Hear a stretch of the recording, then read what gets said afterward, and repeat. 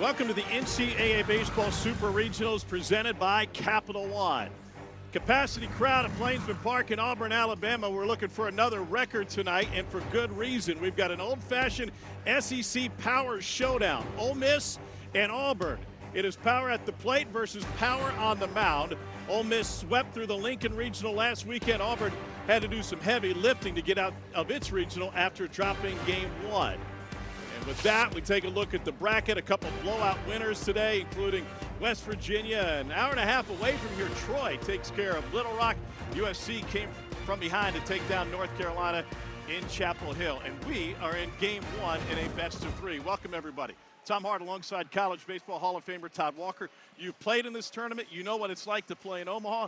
What's going through these players' minds right now? These are special moments. I remember getting the last out hit to me in Baton Rouge in 1993 and throwing it over to first and thinking, my life's going to change forever. I'm going to get to play in Omaha for the first time.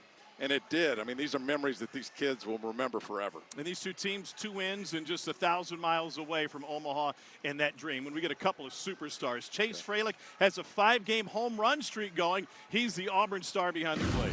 Wow, is he special. There can't be a hotter hitter in the country than Chase Fralick. Just incredible. 9 hits and 6 home runs last week in the regional in 5 games. 20 home runs. That's a record for a catcher here at Auburn. It's only his second year. He calls his own pitches. He's the first Buster Posey Award finalist at Auburn. He was a world-class tennis player growing up. Athlete behind the plate. This guy can really go. He's the one you circle in the lineup that you can't let beat you. He has more home runs than half of the 64-team field already, and still a super regional to come. On the other side, the Ole Miss career home run leader got a lot of pop in his bat, Judd Utermark. 50 career home runs for Judd Utermark, holding down the third base position. He's built like a linebacker, 6'5", 250 pounds, 21 home runs this year. He's only one of 2 hitters in this lineup that are hitting 300, and only one of 2 that have 20-plus home runs. He's hitting out of the 2 spot today. Watch Judd Utermark. 2 teams going head-to-head for the first time this season. 2 wins in 1,025 miles away from Omaha.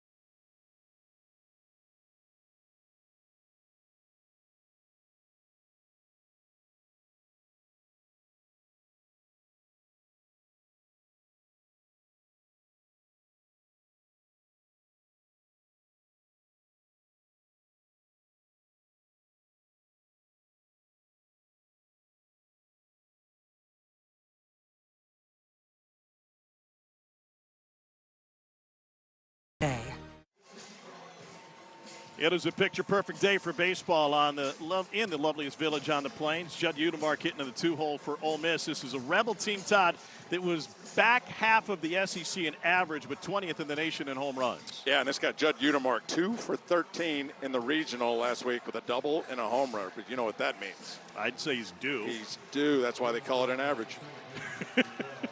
They're facing Andreas Alvarez for Auburn, an Auburn squad that's 6th in the country in ERA, and the sophomore right-hander from Seminole, Florida. Don't let the stature fool you. He can bring gas. Both. 9 starts last year as a freshman. It's hard to do getting innings as a freshman. This is his 16th start. He's got 10 wins, 100 strikeouts. Into the 5th, and all 15 starts except for one, 97 on the 4-seam, 3 looks at breakers, cutter, slider, curveball, change to left-handers. He can throw any pitch in any count. Leadoff man for Ole Miss is Dom Decker, and Decker looks at a pair of strikes, 0-2, at a mid-90s fastball. Decker played in the College World Series last year for Murray State. His team had to go through Oxford to do it, and so this Ole Miss coaching staff got a first-hand look at how good he is. But he goes down on 3 straight, and Alvarez starts it off with a K. You gotta love attacking the zone right out of the gates. This Auburn pitching staff, best in the country strikeout to walk ratio, which means they're powerful but also accurate. And these hitters, even though they know what's coming, still difficult to hit. You saw right there, Dom Decker goes down quick. So 1 down, and now he's got to face the power in this Ole Miss lineup. Judd Udemark, you mentioned he had a slow series last week as Ole Miss needed only 3 games to get through the Lincoln Regional, though they did play some extra innings and have to deal with some weather. 21 home runs are 7th most in the SEC, but he has struck out 77 times this year. And the first pitch in on his thigh is 1-0. We talked about Chase Fralick on the other side, 6 home runs in 5 games. Judd Udemark last year in the Oxford Regional, 6 home runs in 5 games, a lot of power.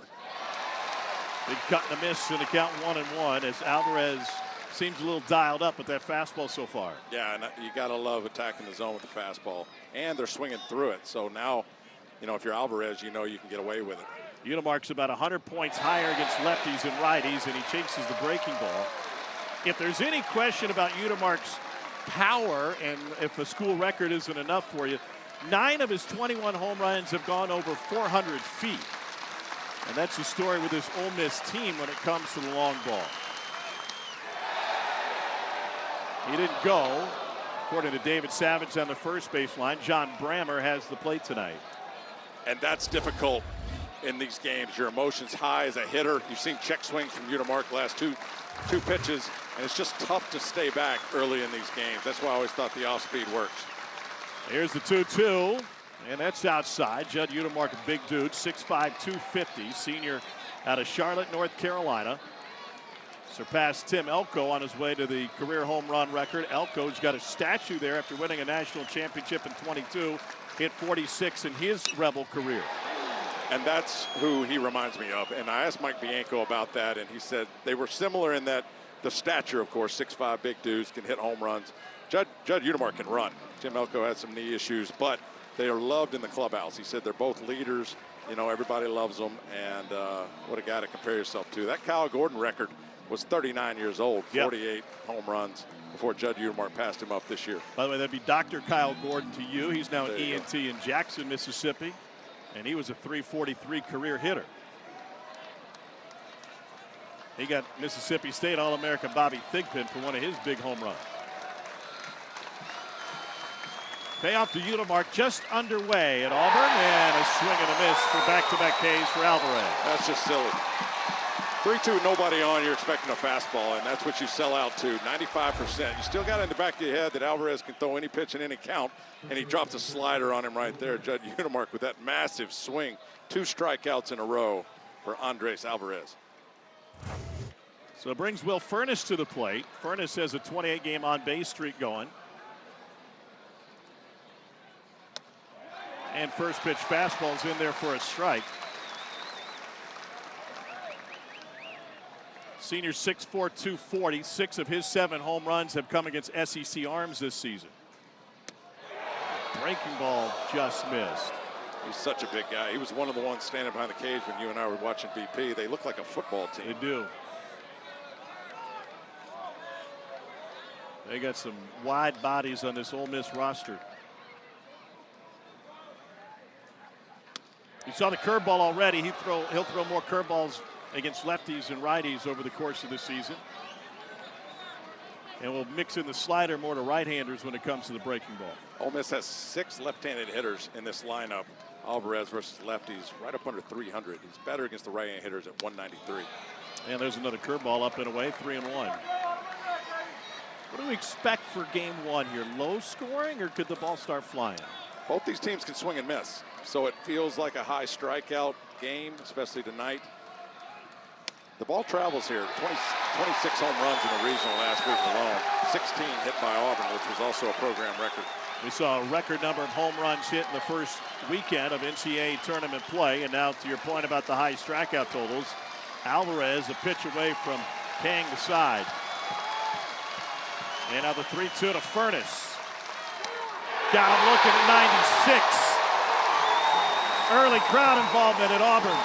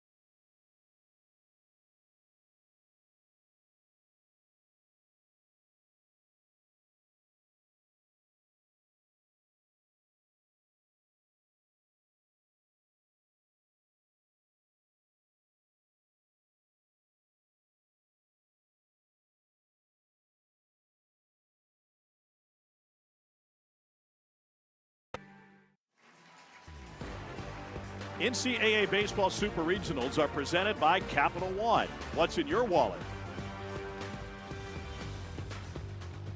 And in part by Liberty Mutual Insurance. Only pay for what you need.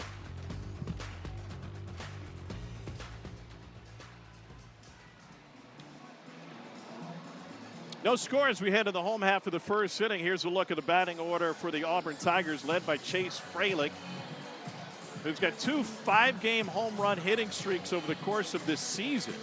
He's on his second now, and he showed the long ball last week with 6 home runs and 15 driven in. That great player, only his second year in college. Pretty incredible what Chase Fralick has accomplished already. What I love is Butch Thompson trusts him enough to call his own pitches, and the pitchers love it too. Talks a lot about conviction and ownership and awareness. That's what this program does, and Chase Fralick on top of that. And here's Hunter Elliott, who's the lone remaining player from Ole Miss's lone national championship team. The 6'3" lefty from Tupelo, Mississippi, is making his 16th start this season. And these numbers are what they are. But third in program history in strikeouts. And Todd, he does not lose, or at least to this point has not lost in the postseason. Ole Miss has not lost a postseason game in which Hunter Elliott has started. He's had 6 starts in his 5 years with the program, 42 2/3 postseason innings. From Tupelo, like you mentioned, he's going to need an Elvis-like performance tonight. Regional last week versus Arizona State, went 5, gave up 4 earnings, low 90s fastball, slider change. The change is his out pitch, swing and miss about 50% of the time. He'll start with Mason McCrane. McCrane is normally in right field for Auburn, but he's a little bit under the weather and is DHing, so they shuffled some guys around at the bottom of the order to fill out the outfield. And the first pitch to the 6'6" DH misses upstairs. McCrane from Salem, Alabama, out of Glenwood High School.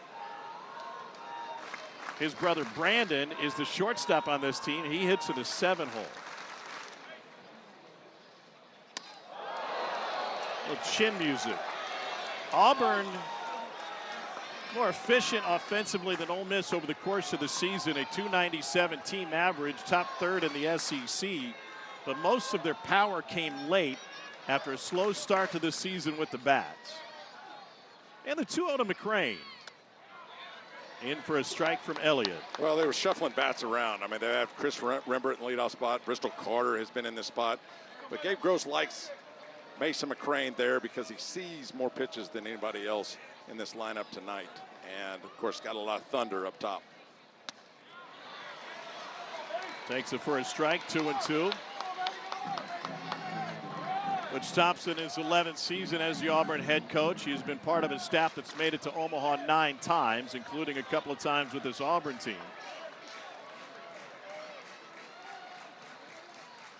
He's got 5 regional championships. He labeled last week the toughest yet the most rewarding after they lost game 1 and had to come through the losers bracket. First time Auburn has done that, at least under Butch Thompson. Here's the payoff. And right down College for strike. How about that? 4 hitters of the game on both sides, 4 strikeouts. Mason McCrane on a full count, giving Eric Guevara all the information. He spit on the 2-2 pitch low and in, and so you start to get a little complacent as a hitter, thinking you're going to get dropped another off speed, and he just blows the fastball right down Broadway. Here's a look at what he uses. Fastball, four-seamer 42% of the time. He's fastball change, and his change is swung on and missed more than any other changeup in the SEC. And we're talking with the Auburn coaches about it. He does a fantastic job tunneling the four-seamer with the changeup. And with the drop on the changeup, you're right over the top most times. And the way that works is the arm action is the same. So it looks like the fastball, but it's 10 to 15 miles an hour slower. And when they do that as a hitter, you're looking out there thinking fastball, and you just wave right through it like you see right there. And it's not that he's throwing a lot of changeups out of the zone. Yeah, but you can throw it right down the middle if the hitter thinks it's a fastball. Sure. 13 home runs for Guevara.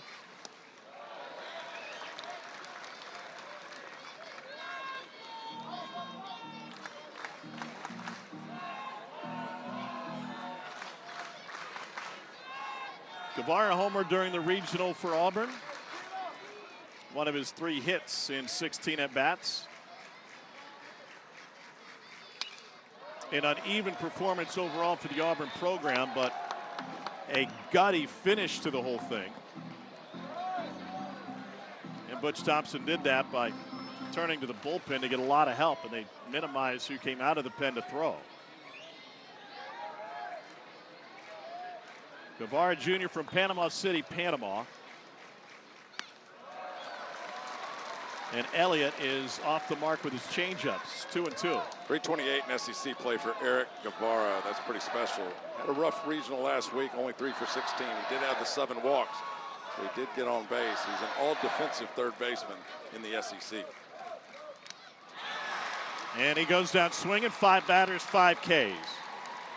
What did we say this game would look like? Modern baseball. A lot of strikeouts. It feels like at some point of the game there's going to be some runners on. There will be traffic, and somebody hits a 3-run homer. But in between that, a lot of swing and misses. How about this changeup just moving away from the barrel of the bat?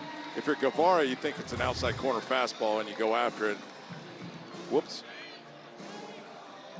And so here's Chase Fralick, sophomore from Peachtree City, Georgia, regional most outstanding player.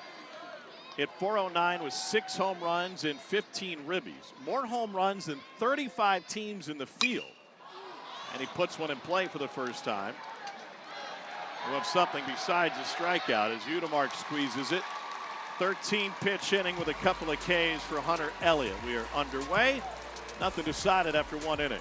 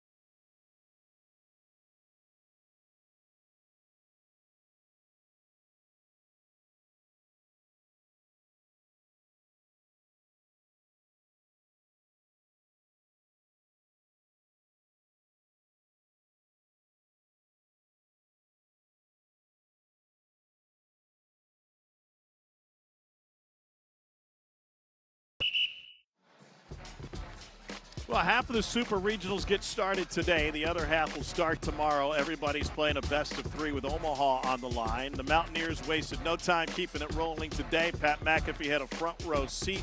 4th game with double-digit runs in the NCAA tournament for the Ears. And USC trailed 5-1 after the 5th. Came back to knock off North Carolina.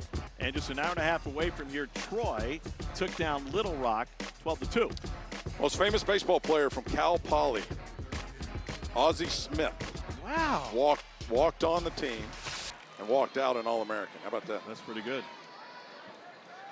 Told you about Ole Miss's power, 20th in the country with 103 home runs. Tristan Becerra is their leading home run hitter with 22, and he leads this game off. Senior from Greenville, South Carolina, transferred in from Clemson. Now, Becerra is playing a new position tonight. Mike Bianco started Becerra in left field instead of right.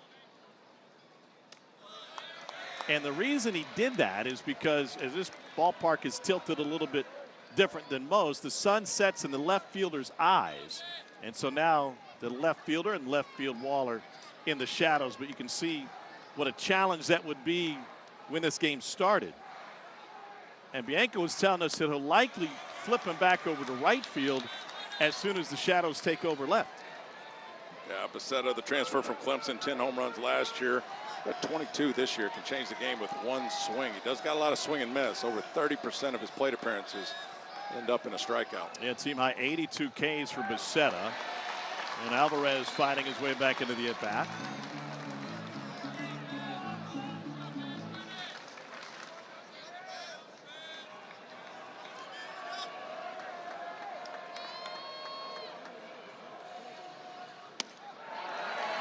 A 95-mile-an-hour fastball at the knees.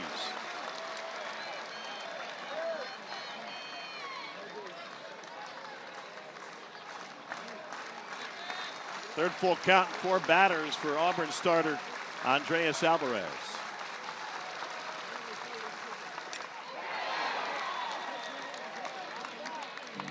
Three-one fastball at 96, 3-2 fastball at 96 from Alvarez. And if you're a hitter for Ole Miss, you're still got in the back of your mind that he may drop an off speed on you, and that's what gets him off the fastball right there.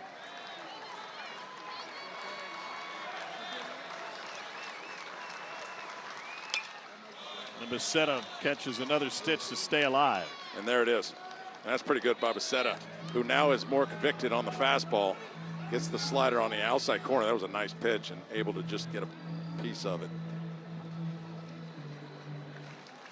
8th pitch of the at-bat coming between Alvarez and Becerra. Tristan Becerra, 6'1", 225. He's more than doubled his home run total from 3 seasons at Clemson, and he rockets one up the middle. Chris Rembert's got it, and there's one down. The latest news, insight, and in-depth analysis from the Supers, visit NCAA.com. Well, it looks like Brandon McCain is just going to stay on the right side of the bag. They had Tristan Becerra in the shift, and now Hayden Frederico, the high school quarterback out of West Monroe. Federico had a monster regional, went 7 for 14. And if you include the brief stay at the SEC tournament, his OPS in the postseason is 1229. Pretty good. You mentioned his time at West Monroe High School, 3-time first-team All-State. They played in the state championship time 4 times. He won it twice. Yeah, that's right down the road from where I live in Shreveport, so you know all about West Monroe baseball and West Monroe football. Dad Michael used to coach at ULM there in Monroe, now at Louisiana Tech, so it's a baseball family. And he gets hit in the foot, and Federico becomes the first base runner of the game for Ole Miss. Mike Bianco knows what it's like to play in Omaha, and he knows what it's like to coach in Omaha. 26th season as Ole Miss's head coach, 9th time in the Supers. Ole Miss has not had much luck in the Supers, just 2-8 all time when they were 2 wins away from Omaha. There was one special one in 2022 when they won the Super, got to Omaha and won the whole thing. Mike Bianco, a national championship coach. Owen Payno looks at the first upstairs.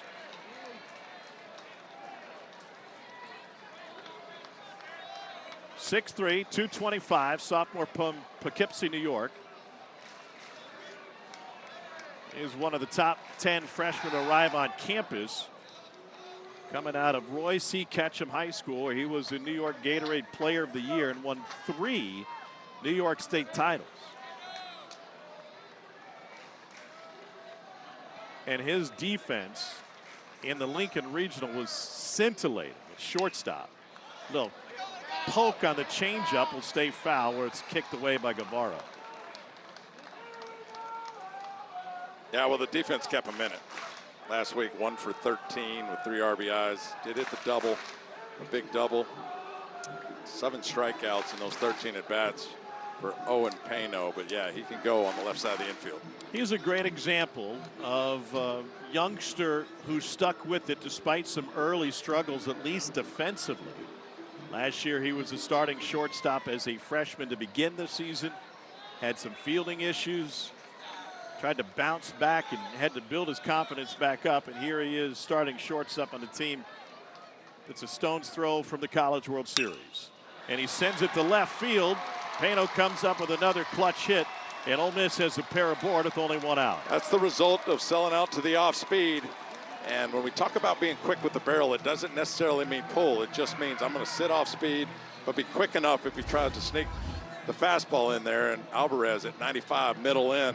Owen Pano quick enough just to get enough of it. Gets jammed a little bit, but to the left side and gets the base hit. And an early opportunity for Ole Miss here after the Rebels went down in order via 3 strikeouts in the first. And this is junior catcher Austin Fawley.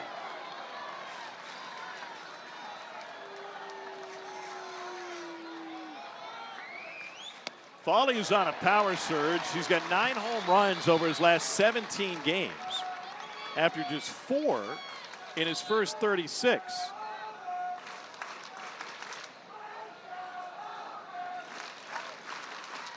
Double-digit home runs against SEC pitching for the 2nd straight year for Fawley. And man, that was a healthy cut at 95. Yeah, you got to back pitch him. So at 0-1, he's looking off speed, blow the fastball in there. If he guesses right, it can go a long way, but he has a hard time adjusting to something he's not looking for. He did walk 5 times in Lincoln, only 24 walks all season, but he goes down looking. 3 straight from Alvarez. 2 down, and Ole Miss in danger of losing this opportunity. Great sequence by Andres Alvarez.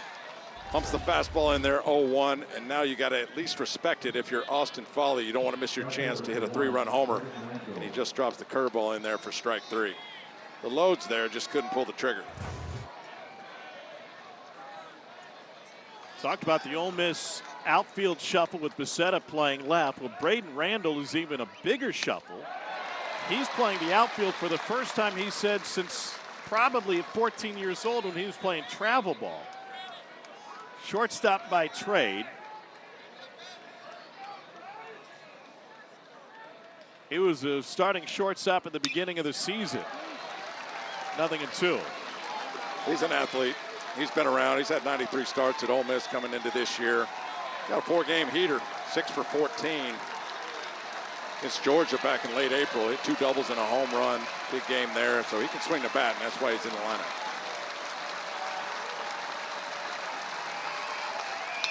Curveball hit to the right side and through. Federico being waved home from third. The throw is late, and it's an RBI single for Braden Randall. And something to keep in mind, Todd, with the illness to Mason McCrane, who's usually in right field with a plus arm. They may have had a play at the plate if McCrane's out there. Yeah, Mason McCrane, 6'6", out in right field. Two-way player, like you mentioned. He can get mid-90s on the mound, so he's got a big arm. This ball finds a hole on the right side, a hanging curveball. Braden Randall now extends his hit streak to 5 games through the hole. And, yeah, just not enough on that throw to get the run. First run across for the Rebs. So now the 9-hole hitter, Colin Reuter, who's DHing tonight for Ole Miss.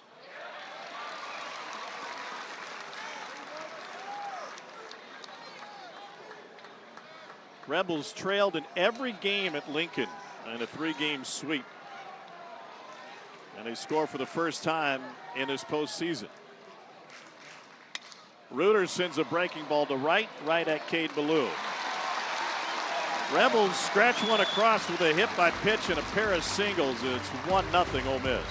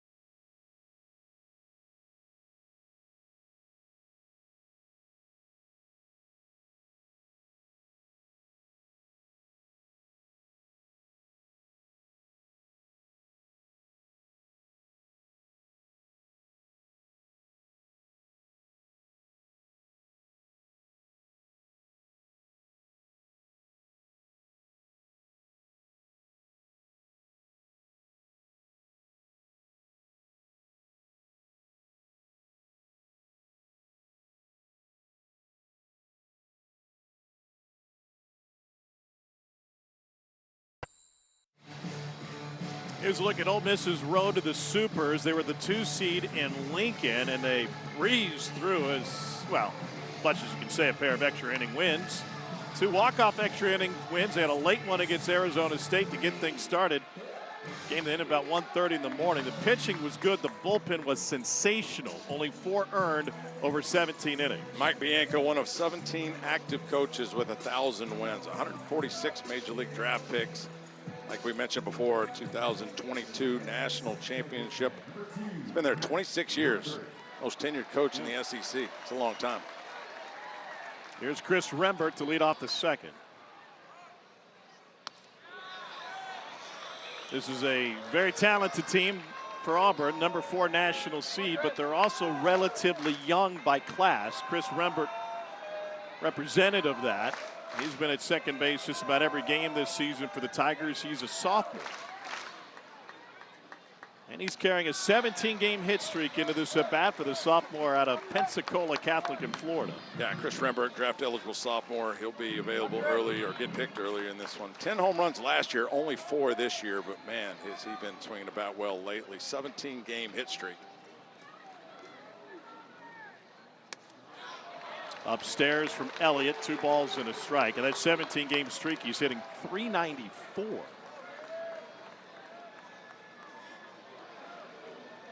One of 7 children. His brother Brandon played baseball at Alcorn State. He was rated the number 4 shortstop in Florida coming out of high school and set a school record in home runs at Pensacola Catholic.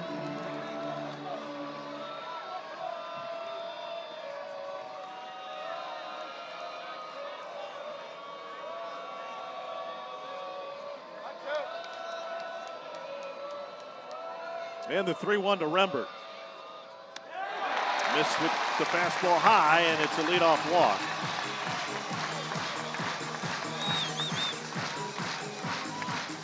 So if Rembert's not the hottest hitter with a 17-game streak, then it's Bingaman, who's got a more modest 7-game hit streak. But over the regional, homered 4 times and hit a pair of doubles.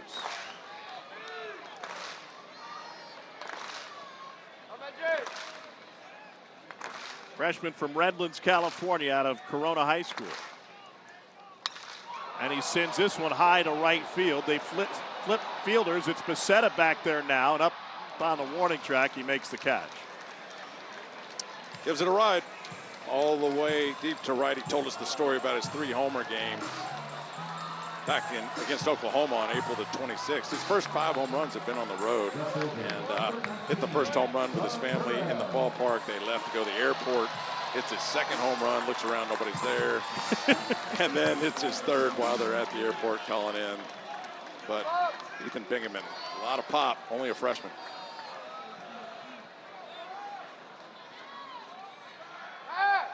And they'll keep a close eye on Rembert, who's got 12 stolen bases on the season.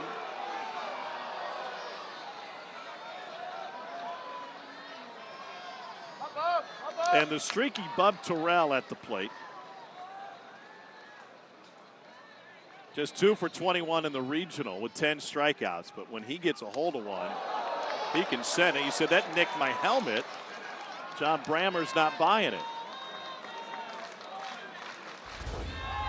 Yeah, it's always impressive to me by umpires. They go off the sound, and it definitely didn't get anywhere near his helmet. Good try by Bub Terrell. Maybe he's just saying I'm thinking through it. Yeah, maybe that's it. Maybe we need to work on our pantomiming.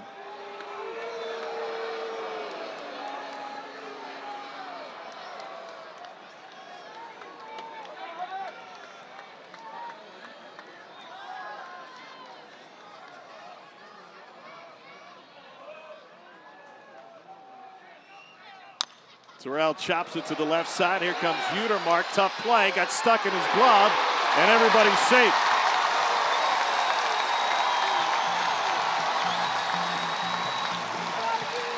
That's just a tough play by Judd Utermark. He's got a big arm, but the double pump cost him. And as an infielder, a lot of times you're worried more about the runner than actually catching the ball. Watch Judd Utermark's eyes. He stays down on it pretty good. Just couldn't get a handle on it. And then you can't get the four seam on the throw. You end up palming it in your hand, and that's what happened. Threw it in the ground. Nice pick by Furness at first base, but not enough. And here's Brandon McCrane. 327 average and a home run from McCrane. Second-year freshman from Salem, Alabama. Already seen his brother Mason, who led off the game. And Austin Fawley's going to head to the mound and have a word of Hunter Elliott. We've got two big-time catchers in this game.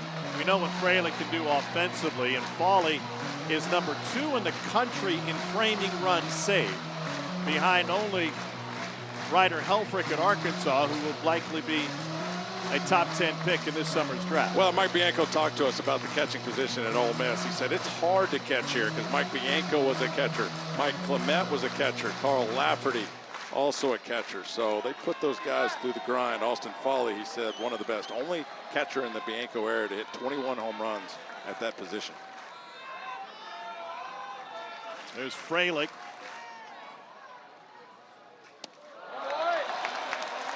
That offering misses inside, and Fawley's telling him we got it. It's okay.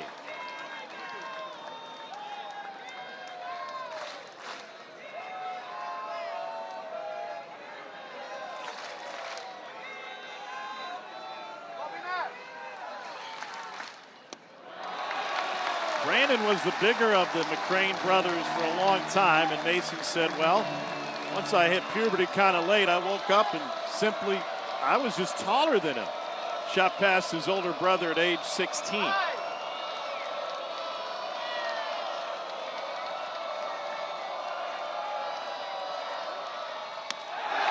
4-pitch walk loads the bases for Auburn here in the second.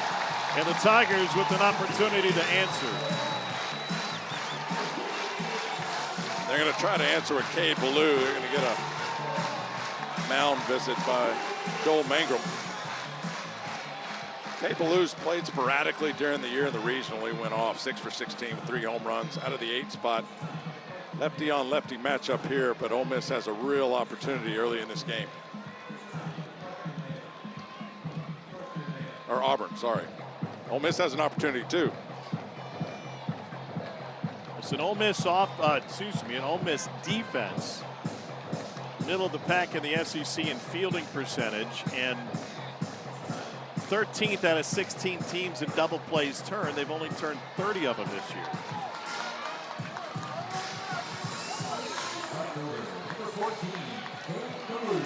Here's Cade Ballou. 6 hits last weekend here at Plainsman Park. 3 of them left the yard.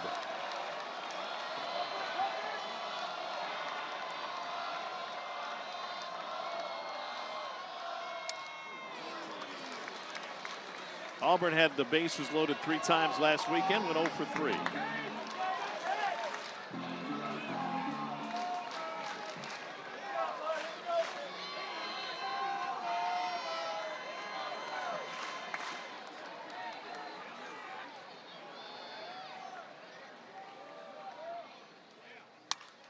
Got a jam. Decker shuffles to Pano on to first. Got him! And a 4-6-3 double play turned by this Ole Miss infield and got him by a half a step. That was the opportunity for Ole Miss, and they got it done. They jammed Cade Ballou, but are able to turn the double play anyway. Cade Ballou can run. What a transfer from Decker to Pano.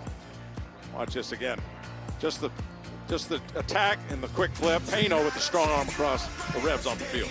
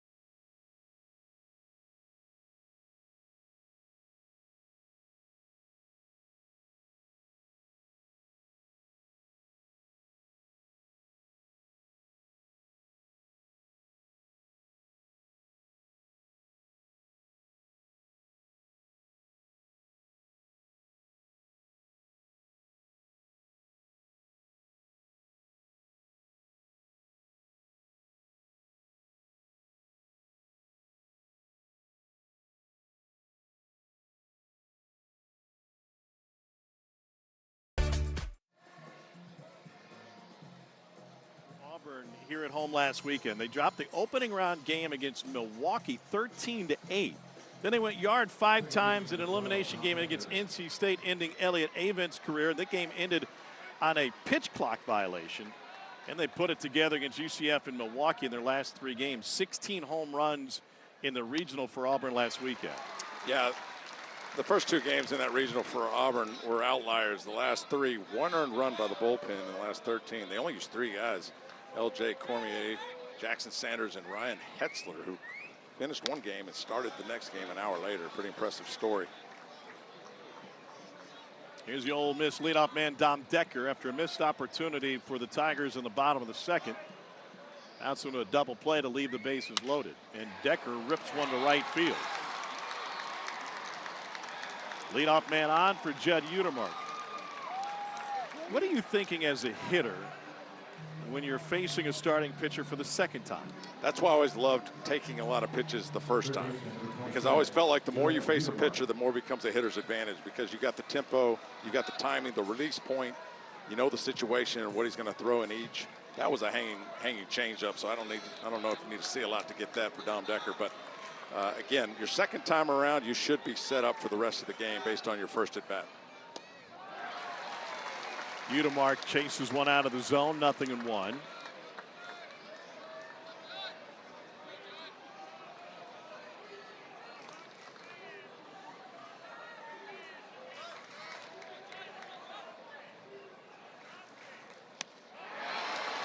And another, same pitch, same result.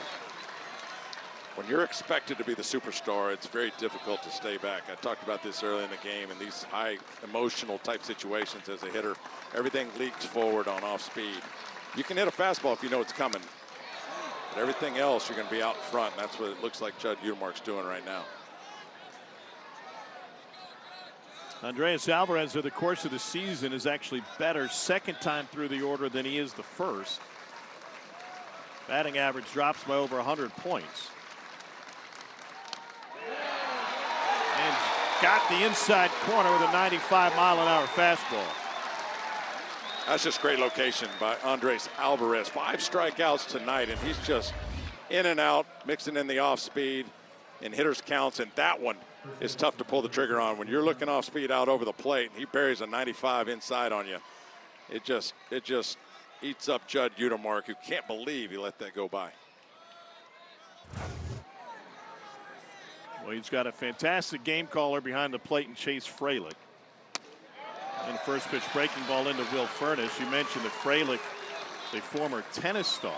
And I was talking to him earlier this season about when he learned really to study the game and be able to become such an efficient pitch caller. And he said, it wasn't until I gave up tennis and I put all of my focus into baseball, not just hitting and not just catching, but learning how to call a game.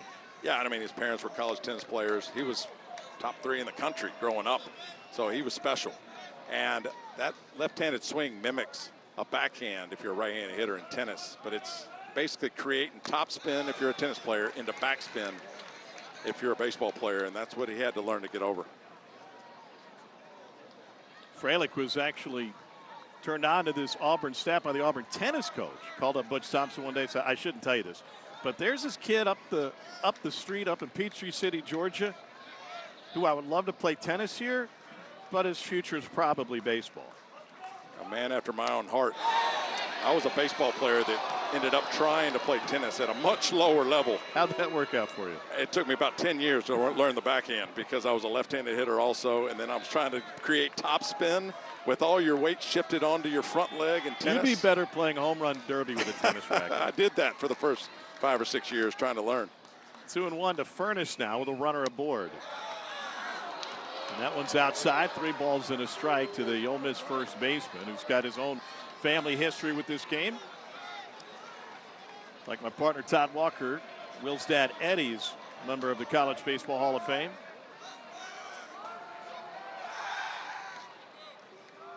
Built like him too. Eddie was a pitch taker, took a lot of pitches, a lot of walks, 85 home runs or something in his 4 years at LSU career. And this swing looks a lot like his dad's.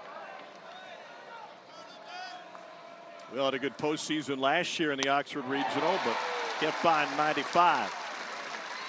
How about the location with the fastball? I was just going to say that's another great location. When the hitter knows a fastball's coming, if you can put it in that spot, it's going to be hard to make contact. And if Will made contact there, it was going to be off the end of the bat. So great location spot for Andres Alvarez.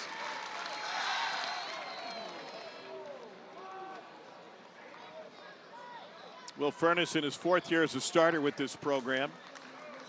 As a freshman, he split time between DH and first base. Another throw over. Decker's got 13 bags on the year.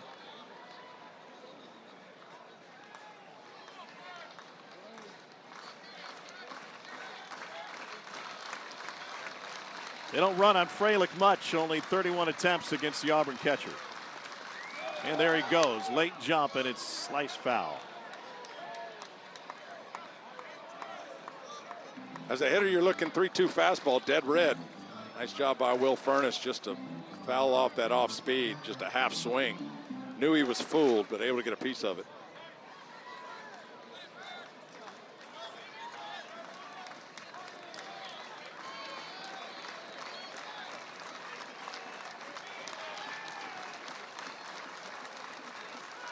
There goes the runner again, and it's pulled to the right side. Rembert gathers.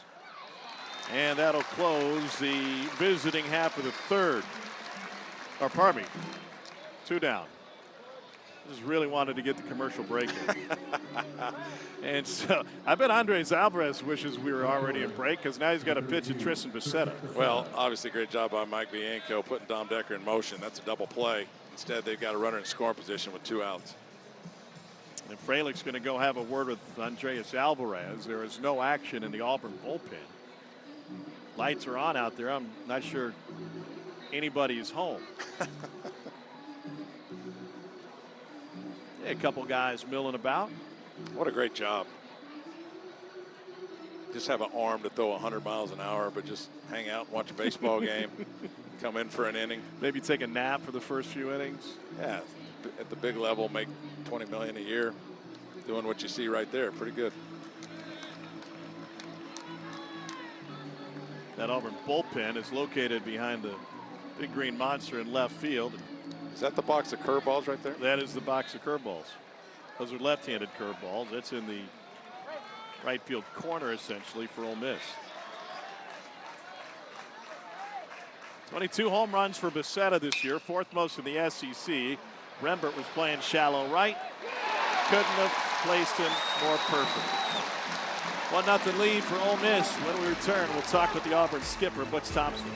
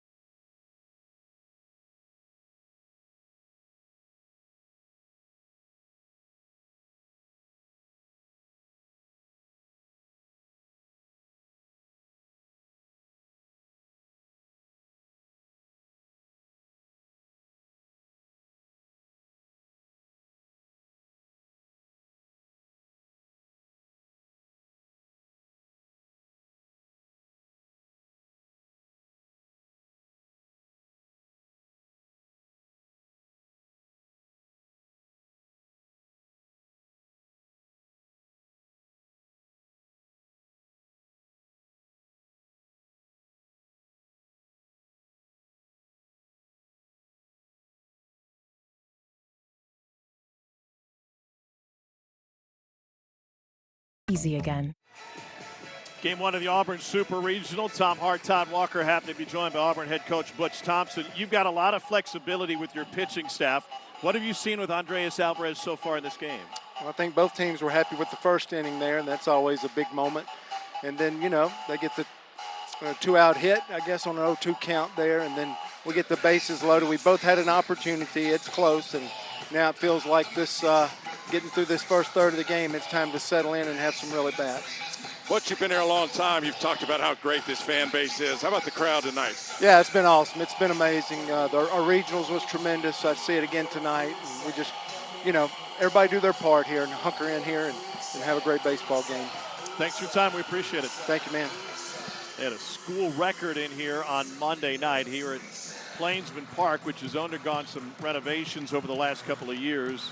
And it is simply beautiful. But it's more than that, Todd, because talking with coaches around the SEC, they said it's not just the quaint little ballpark it used to be, where you could roll into Auburn and count on a couple of wins. Now they're on top of you, and the fans are into it, and it's a much bigger home field advantage. I told you the story. Mike Bianca was sitting with us, you know, both when we came here in the early 90s. They had the chain link fence. They'd roll up the rented U-Haul behind our dugout, and all the students would sit on top of it and just scream and yell at you. When I left this ballpark after 3 games, I felt about 2 feet tall. I mean, they wore me out. That was back when they had John Powell, the nation's strikeout leader with the forkball, and much different now. Ball on a strike to Bristol Carter, 9-hole hitter for Auburn. Hit over 9,000 in here on Monday night for the pivotal Game 7.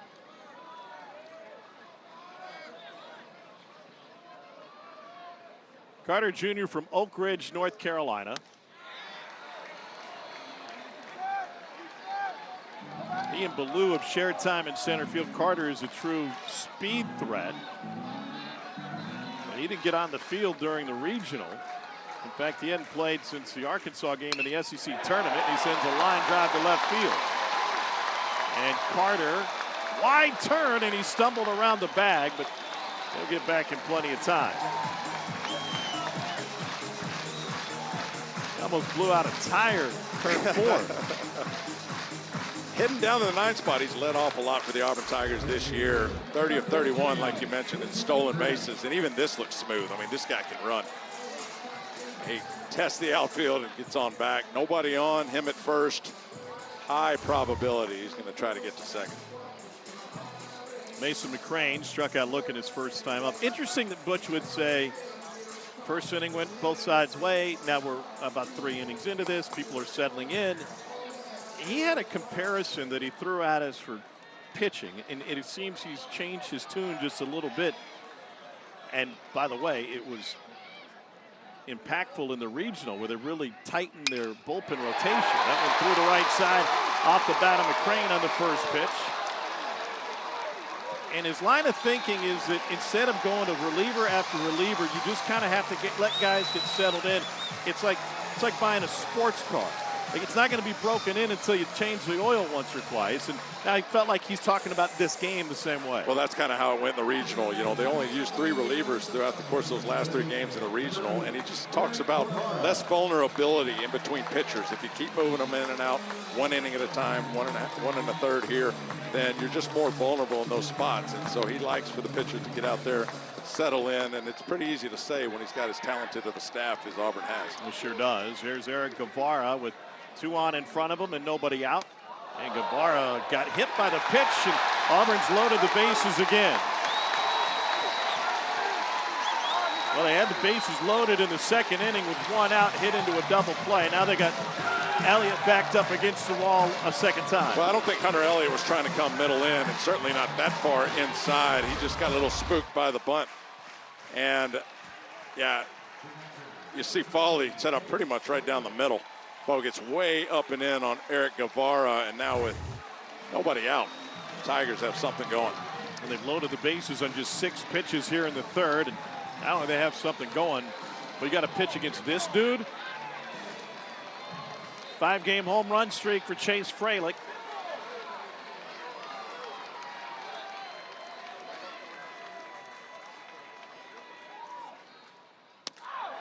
His home run total are the most for a catcher at Auburn since All-America Casey Dunn also did it back in the late 90s. And he's the first Division I player this decade to have a pair of 5-game home run streaks.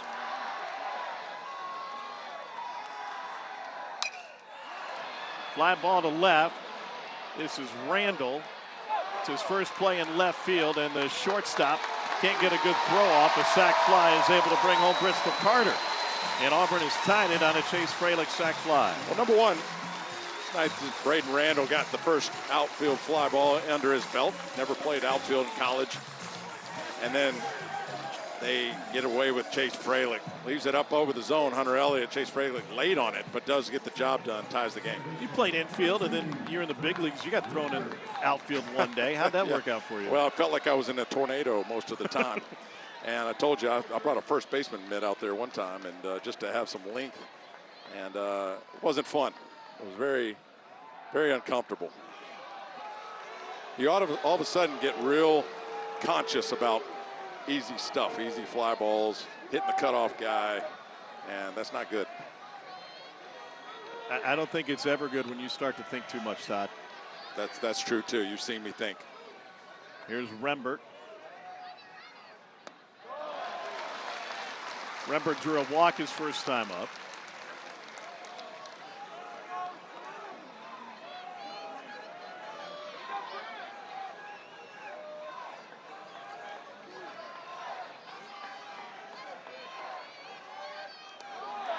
Nice block by Foley with 2 men on.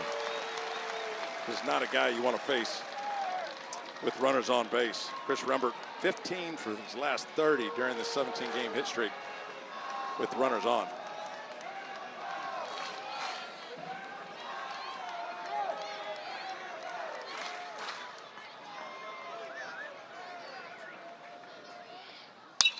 And he rips it to third. Udemark's got it.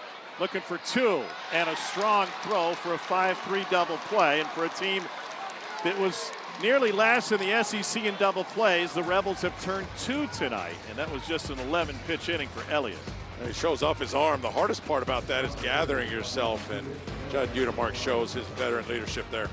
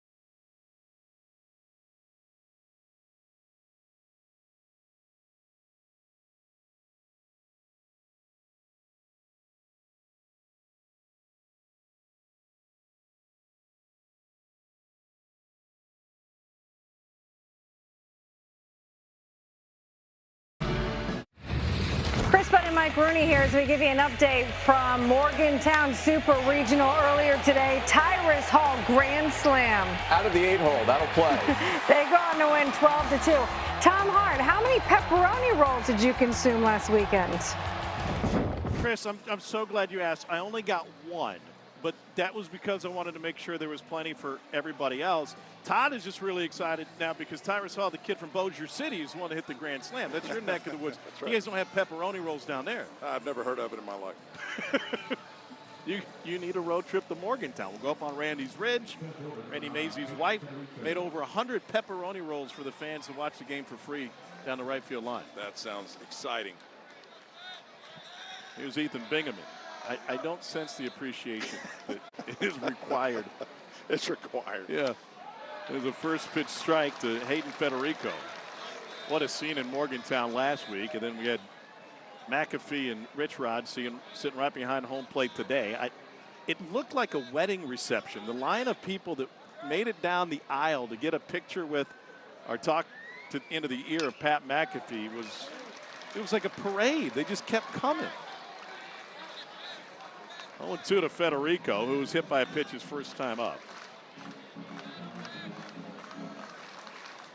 This is one of two SEC versus SEC Supers. The other will begin tomorrow morning in Athens, Georgia. Bulldog battle, Mississippi State against UGA. 0-2, got him at 94.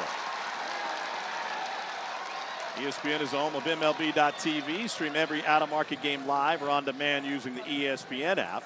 Blackout and other restrictions apply. For more information, go to ESPN.com/MLB.TV. There is such a thing as outthinking yourself, and that's why you're seeing some of these freeze-ups. You know, especially in a big game like this, you get in your own head. I always felt the best way to come out of that is just to say, look, I'm swinging every pitch until I recognize that it's not a strike. And you got to release yourself a little bit to swing at bad pitches. But the opposite's not true and not good. Taking strike three, don't give yourself a chance. That's a tough way to go about it. So for me, I was always in swing mode. But in order to do that, you got to release yourself into thinking, I might swing at a bad pitch. 6 strikeouts, 4 of them looking to your point, and that one up and in. So you're saying it's okay to swing at a bad pitch? When you're growing up and a kid takes a fastball a little high and he swings at it and the coach yells at him, that's a ball, don't swing at it. Well, then you freeze up, the next pitch is a strike. And so I think you learned that initially growing up playing baseball. Backhanded, knocked down by Rembert, has time to recover and retires Pano.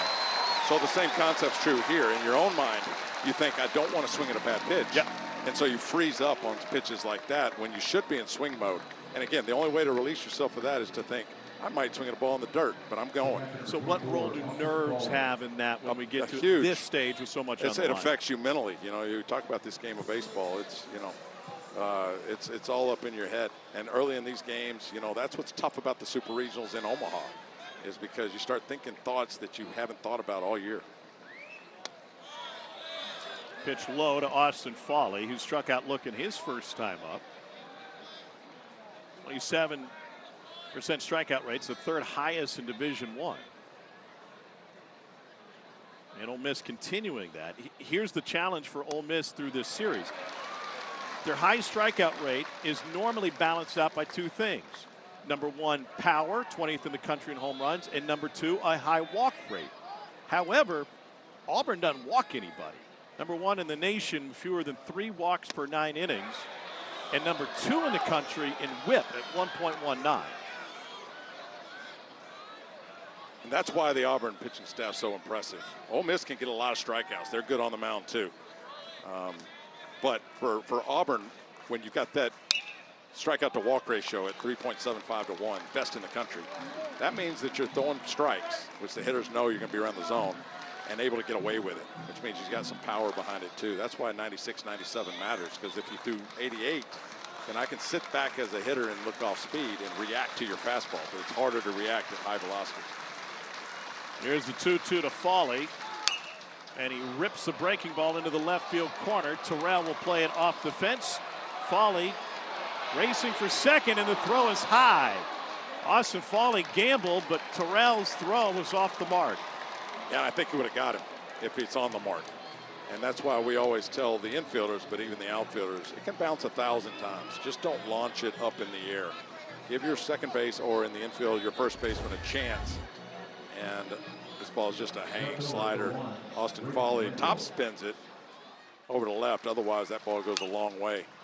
And Bob Terrell picks it up and just left shoulder is going to be up in the air, or right shoulder, sorry, and just launches it. And the Rebs have a runner in scoring possession with 2 outs.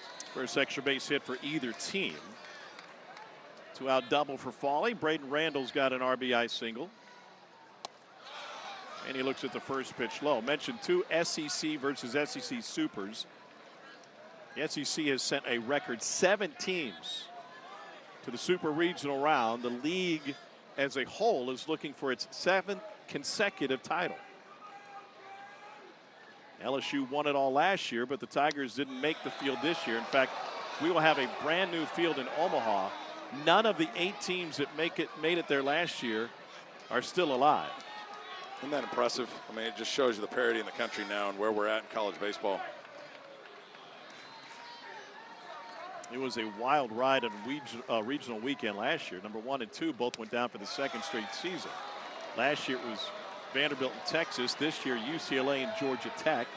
Bruins lost their opener. They became the first ever number 1 overall seed to lose their opening game since this format debuted in '99. And we have 3 seeds in the Supers. We have 3 4 seeds in the Supers, which is the first time that's ever happened. Little Rock and the Johnnies from St. John, both 4 seeds. 3 balls and a strike now to Braden Randall. Alvarez allowed 8 hits in 5 2/3 last time out against NC State. He's been more effective so far tonight. Popped out of play. He's gone over 100 pitches 4 times this season, including against the Wolfpack when he threw 105. I get the feeling with the way the Auburn bullpen performed last week, he may not be around for 100 tonight, even if he is effective. Payoff. And through the hole against the shift, they'll wave home Foley. Terrell's throw comes into second, and Ole Miss has its 2nd lead of the game on an RBI single from Braden Randall. Randall's driven in both runs tonight for the Rebels. They work the shift based on spray charge, and it's going to be 75% pull for Braden Randall, something like that. But the problem with the shift is you have to pitch to it. And on a 3-1 count, Braden Randall gets the fastball. But on 3-2, if there's any bit of thought that he might get an off speed, he's going to be late on the fastball. Nobody's in the shortstop hole. That's a fastball middle in, not a bad pitch. Jams him up, but there's nobody standing there. And the Rebs get another run. So here's Colin Reuter. He swings at the first pitch 41% of the time. He lays off that one low and away, and steal a second is not there. And then Rembert had the tag on Randall as Chase Fralick delivers it on top of the bag. You mentioned it earlier, Tom, 25% throwing out runners, and that was right on the money. Transfers quick, puts it right on the bag. Chase Fralick. Talk to another catcher, Mike Bianco, when we return.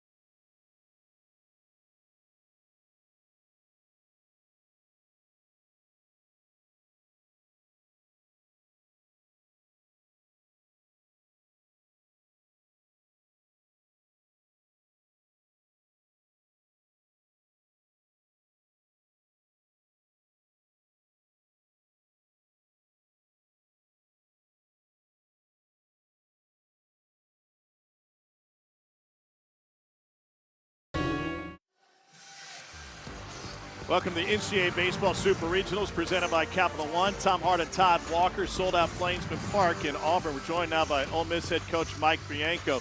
You've coached in many big games. You've won a national championship. How do you get guys ready for an environment like this that you face so often in the league? Well, one of the things, Tom, is, you play in this league, and so you get used to this kind of atmosphere, but it's a great one tonight for sure. And the other thing is when you get to this point, will you play loose? Will you play free? People talk about having fun. Well, that's how you have fun, is that you go for it. So that's the big challenge, I think, for everybody. And Bio, how about Hunter Elliott tonight? You've been around this kid for 5 years. What have you seen from him? Todd, what you see is sometimes what happens to him is, he has some innings where the command's not great, but usually he can make pitches and get out of it, and that's what the great ones do. And then, usually he'll catch his, catch his spark there, and all of a sudden give you, 3 really good ones. But proud of the way he's hung in there, 2 bases loaded, jams that he was able to get out of. Appreciate the insight. We'll let you get back to work. All right, guys, appreciate it. There's Mike Bianco. He's got Hunter Elliott on the mound dealing with Ethan Bingaman now. He's got 15 home runs on the season. It is interesting when you talk about this pitching staff for Ole Miss, because Elliott's numbers over the course of the season are not as impressive as tomorrow night's starter, or if we get a game 3, who we'll see later in the weekend. Yeah, well, the pitching staff's pretty good.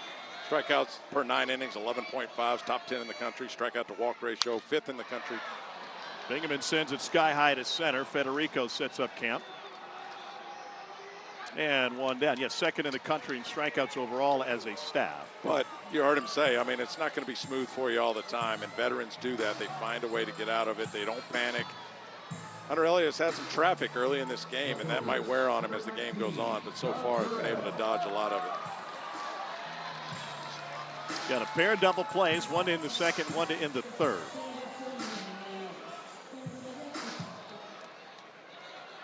This is Bub Terrell. Double-digit home runs for an Auburn team that really turned it on late from a power department perspective. And talking with hitting coach Gabe Gross earlier in the season, this is an Auburn lineup that really focused on putting the ball in play and learning the strike zone. And as a result of that, eventually the home runs came.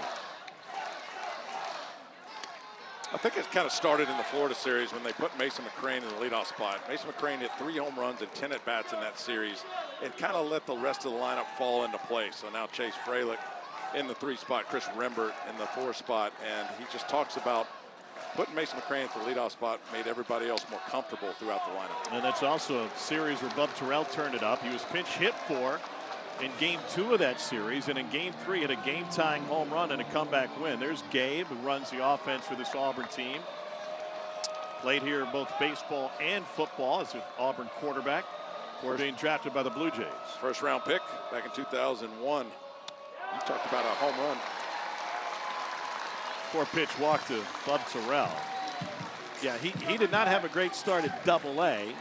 His radio announcer wasn't very good either, but I saw him hit 4 home runs at the same site, Regents Park in Hoover, where we play the SEC tournament now. And Gabe talked about the adjustment being a college player going to the pro game. It's not always easy. He, of course, made it to the big leagues and was up there for a long time.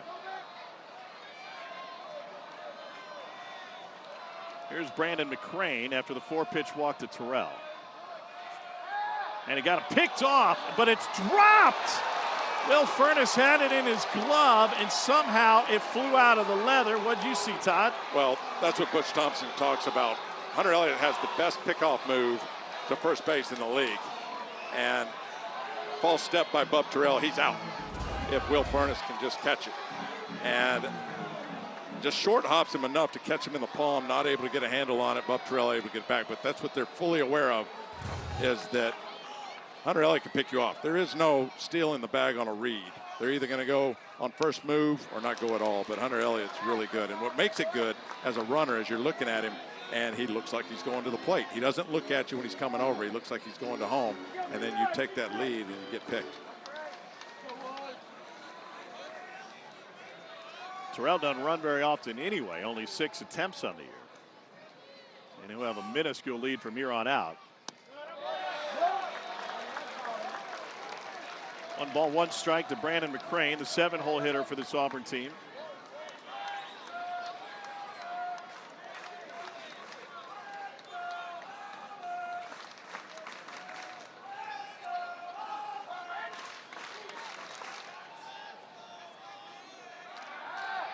See, he doesn't give you a look when he's going.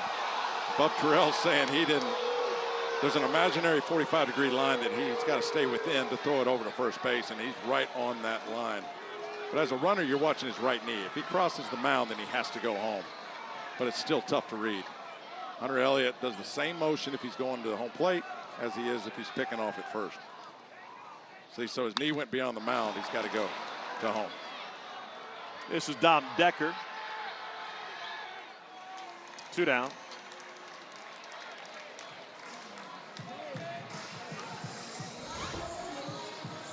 How much film work would Auburn have done on Elliott's pickoff move? You'd be fully aware of it, but I would imagine, without talking to Bub Terrell, your mind's on different things. Like, wow, I just got on base. Or, how am I going to try to steal this bag? And you're thinking about all kind of other stuff in your mind as he's coming at you. So 1 on and 2 out.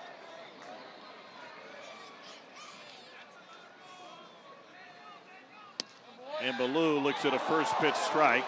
He disagreed with that call from John Brammer.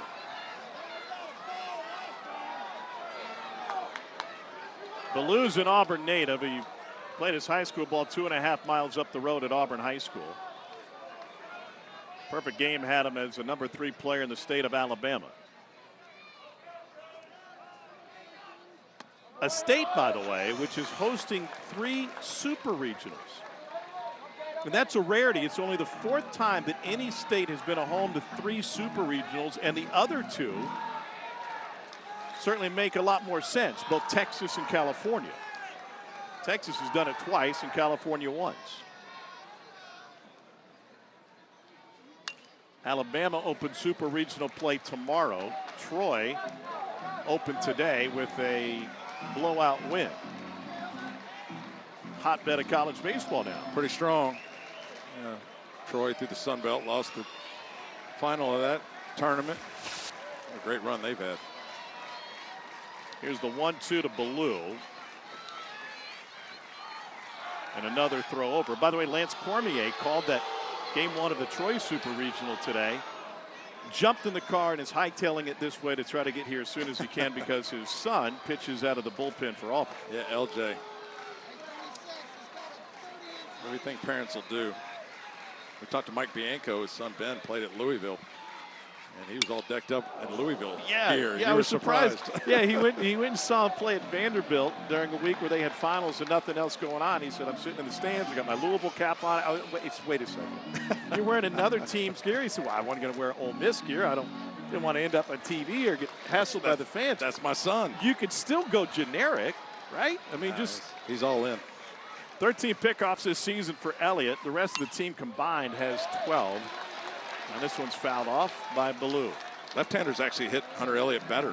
266 against. Why do you think that is? Just feel like more stuff that are closer to the barrel. The lefty.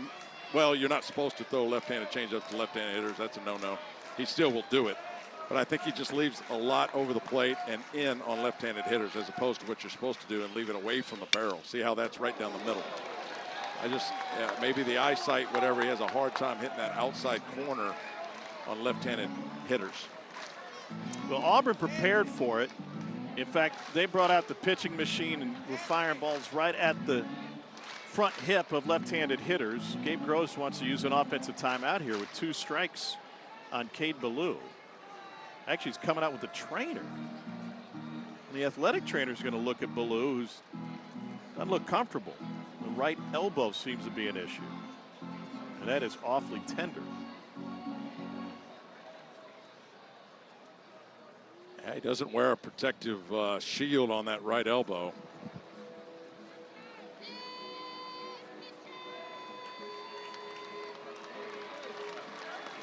Ballou bounced into a double play his first time up. Do you think he just hyperextended it? Yeah, that's my guess. But it's amazing how much can affect you of a swing. There's so many moving parts to a swing. And any little nagging injury or something will affect you. I mean, that thing really hurts, I think, when he gets extended with that right arm.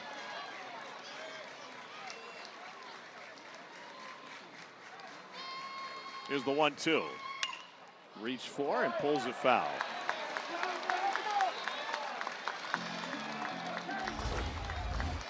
Yeah, it's almost like kind of a half swing, and watch his face.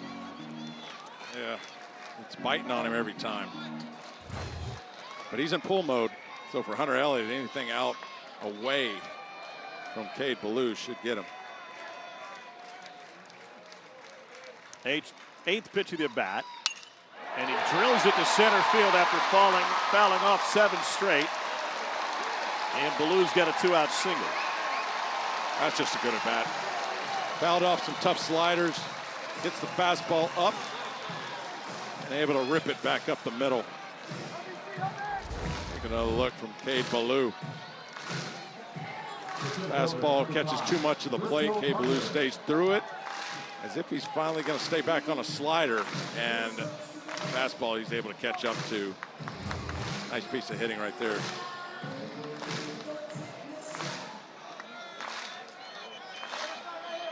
So Bristol Carter in the 9-hole is essentially a second leadoff man for Auburn, especially with his speed, and he reached his first time up to start the 3rd. Making Elliott work a little bit. This next pitch will be his 20th of the inning.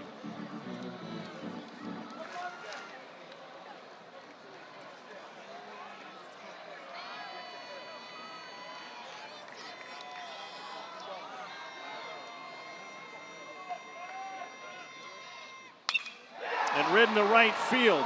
Becerra drifts back to make the catch to close the inning. No runs a hit, a couple more left on for Ole Miss, or pardon me, for Auburn. It's 2-1 Rebels.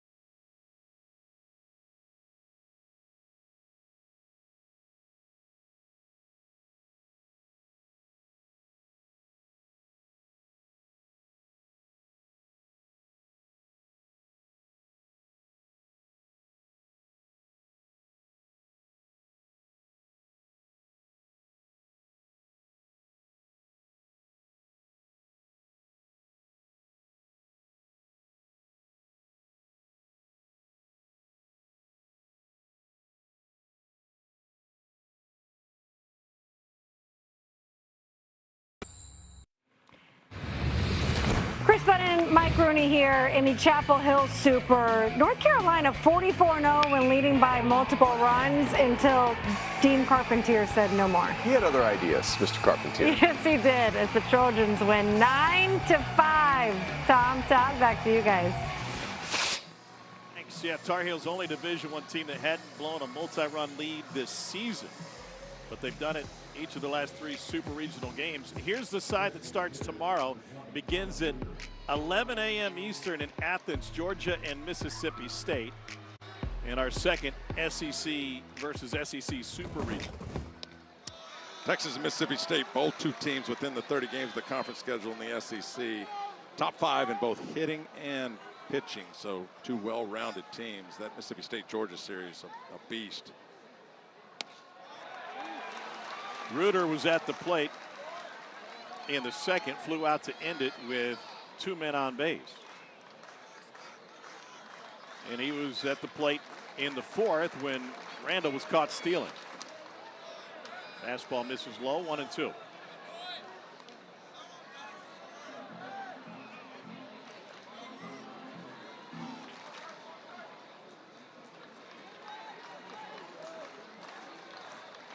Reuter 6'2", 235. Swing and a miss. And another strikeout for Andreas Alvarez. That is his 7th of the game. Well, it just seems like Andres Alvarez, when a hitter's looking off speed, he throws the fastball. When they're looking fastball, this happens. Just a curveball right on the outside corner. How much credit does Chase Fralick get for that? And then where he's sitting right there, he hits the mitt. And again, we know how accurate this Auburn staff is as a whole. But when you can just set up in a spot and you know it's going to hit the mitt, that's pretty good. Decker sends it through the left side. He's got a 2-hit game.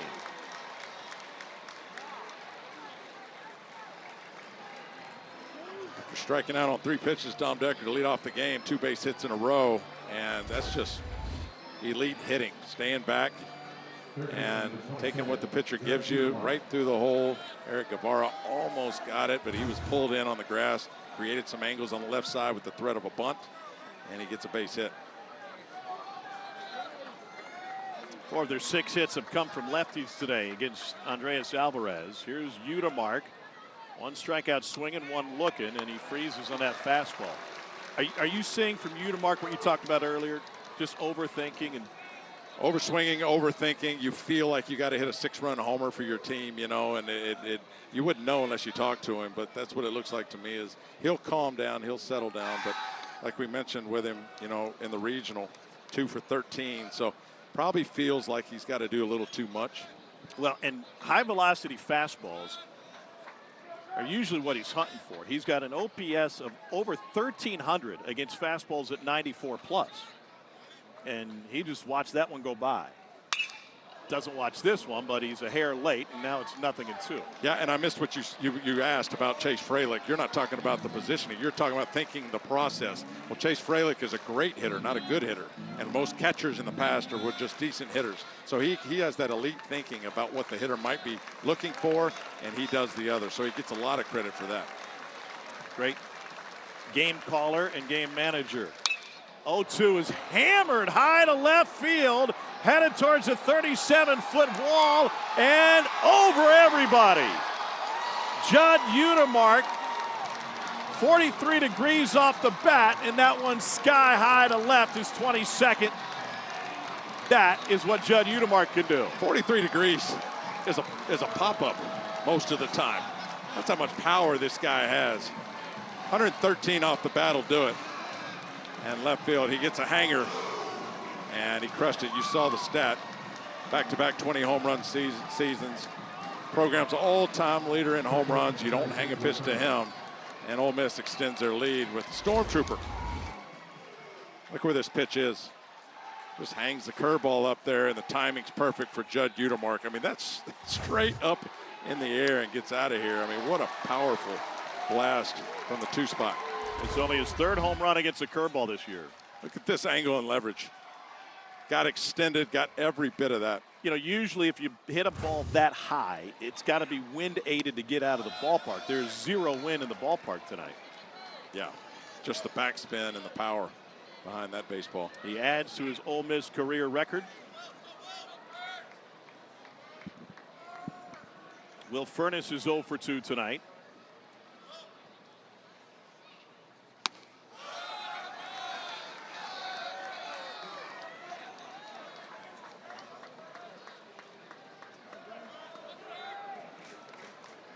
This is the 3rd trip through the order for Andres Alvarez.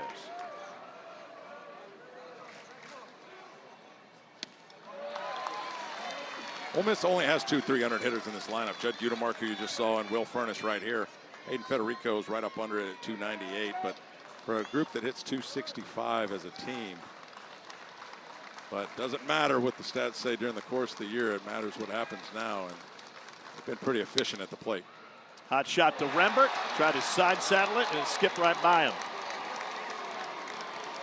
Go back to the home run by Udemark. I mean, this is 6'5", 255 coming at you, and just perfect balance. You know, you can be confident in a pitch when you get the educated guess process right, which means I'm guessing along with the pitcher. I know what he's going to throw, and he was on time with that one. Knew a slider was coming, or a curveball, and when you leave it up in the zone, Judd Udemark can hammer it. There's a power station behind the wall in left field, and that one ended up amongst the power station. It took out the whole grid. And a visit to the mound from Everett Tieford.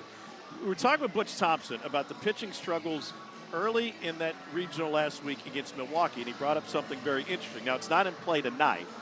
However, during the regular season, SEC teams are not allowed to use in-helmet communication for the offense. That was a rule that was done away with in the league a couple of years ago.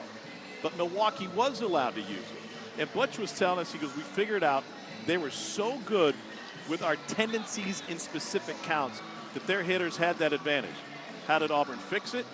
They essentially pitched backwards against all of their tendencies the next time they faced. And some of the better hitters have that internally. Like, you can think along with pitchers based on what you've seen on video, which is, there's more scouting now than there ever was. And like I talked about, your first at bat, just getting a feel for what the pitch sequences are, watching guys in front of you. You ought to have that already as a hitter.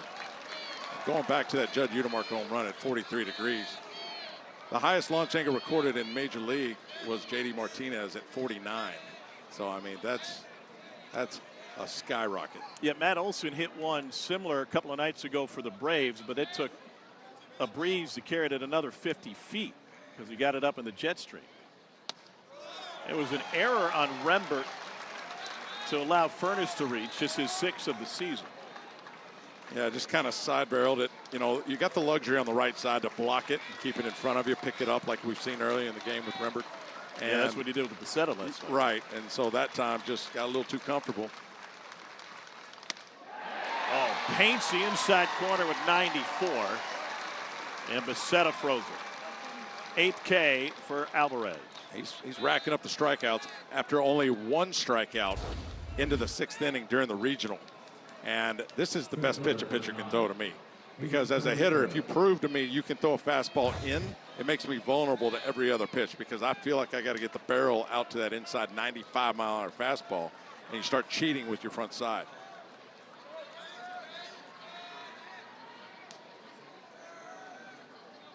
This is Hayden Federico, hit by pitch his first time up.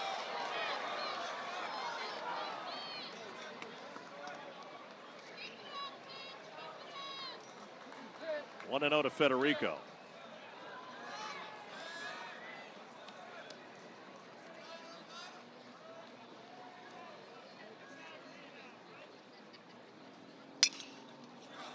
Little roller.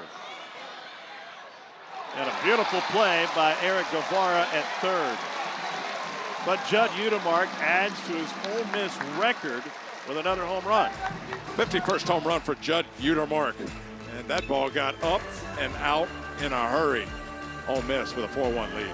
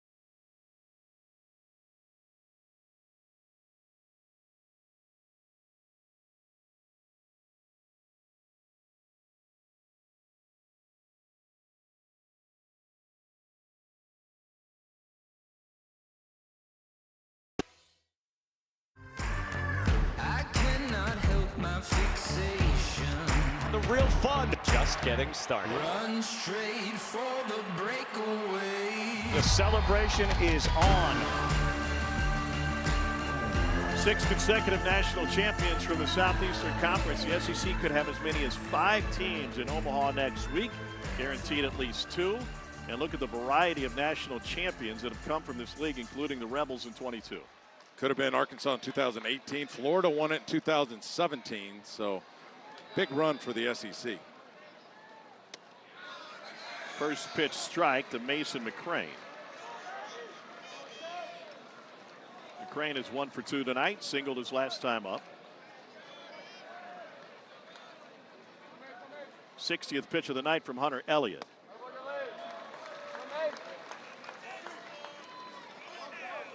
Ole Miss has not lost a game this season when leading by 3 or more at any point in the game. The Rebels are a perfect 35-0. And they've got a veteran pitcher who knows how to win in the postseason on the mound. Climbs the ladder 1-2. Hunter Elliott in 6 postseason starts is 4-0 with a sub-2 ERA. And he is climbing the Ole Miss career strikeout list behind Drew Pomeranz and Lance Lynn. He is 3rd overall, and he may just catch Lynn if he gets another start this postseason. Of course, that would come in Omaha, 2-2. You can see how well Mason McCrane is seeing the baseball. He gives up on it about halfway to the plate when it's a ball. I mean, he is picking the ball up early.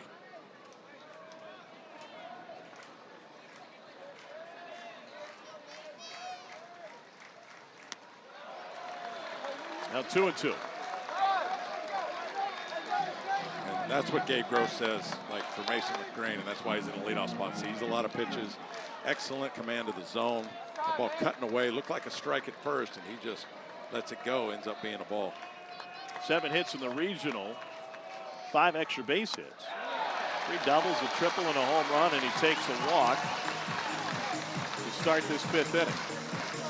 Mariners and Orioles this Thursday at 7 Eastern. You can catch it on ESPN. You can stream the game on the ESPN app. Mariners have won 10 of their last 13. Now top the AL West. So the Orioles have finally turned it up. They've won 9 of 13.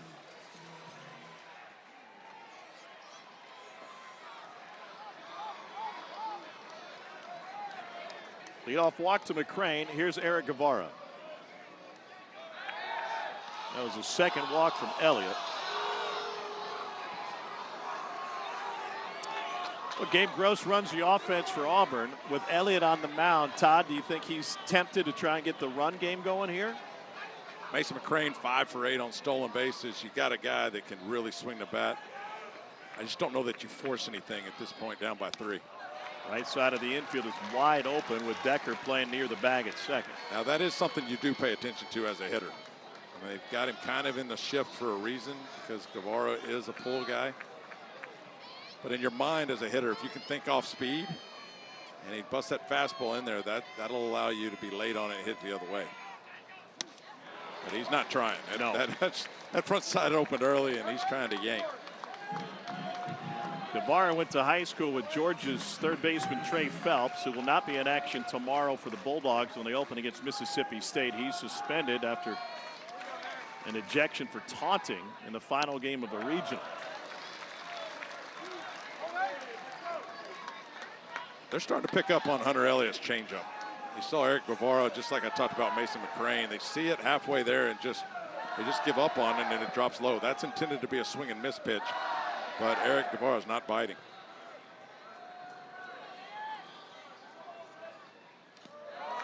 Nice block by Foley.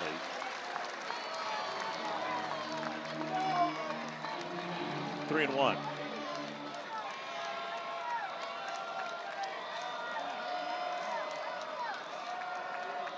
Now you could possibly put him in motion just to stay out of a double play when you think a fastball's coming and you're not going to get a swing and miss. You got to watch the pick. Popped out of play. The 5th has been the inning for Auburn's offense all season. They are second in the country in run production in the 5th inning, only behind the now eliminated Georgia Tech offense, which was one of the best overall in the nation. And I think they're less likely to run because of that move by Hunter Elliott. He's just afraid to get picked off. I mean, Mason's one step off the bag.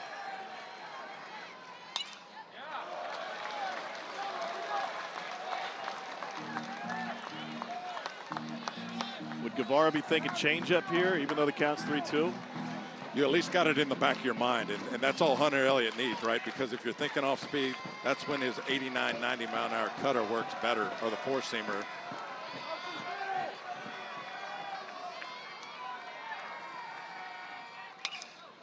Fights it off and sends it into right field. So based on that swing, yes. Eric Guevara was thinking the same way you were. Might get a change-up. 81 miles an hour right here. And it is a change-up that just stays up.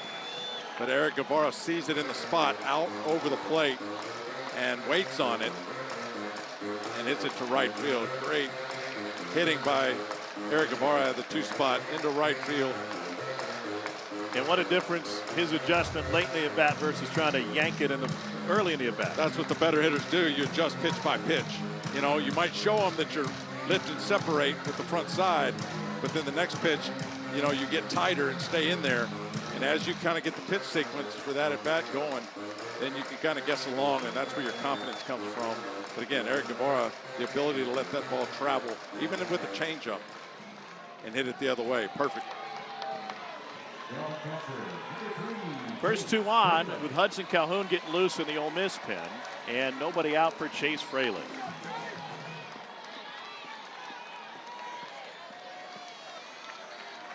Fralick is driven in Auburn's lone run with a sacrifice fly tonight. They did a lot of work with Fralick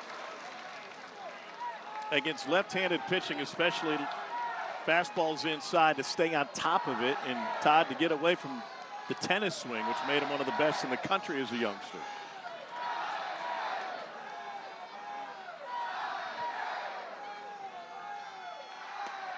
Two and 0. Yeah, that was a fastball that just got left low, but Auburn's trying to pick up on all the off-speed now by Ole Miss and Hunter Elliott. So the off-speed isn't working as well as it did in the first inning.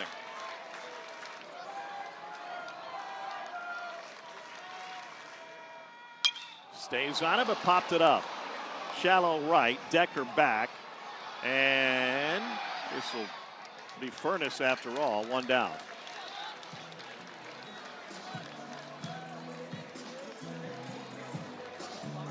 Auburn's hoping that the Mason McCrane not being able to get over to third on Eric Guevara's base hit to right doesn't come back and haunt him. That wouldn't have got him in anyway, but it's a much less difficult at bat for a hitter if you have a runner standing at third base with less than 2 outs. So here's Rembert, chance to atone for his error in the top of the 5th inning. Bounce into a double play his last time up and rolls over this one foul. Carl Nonamaker picks it up.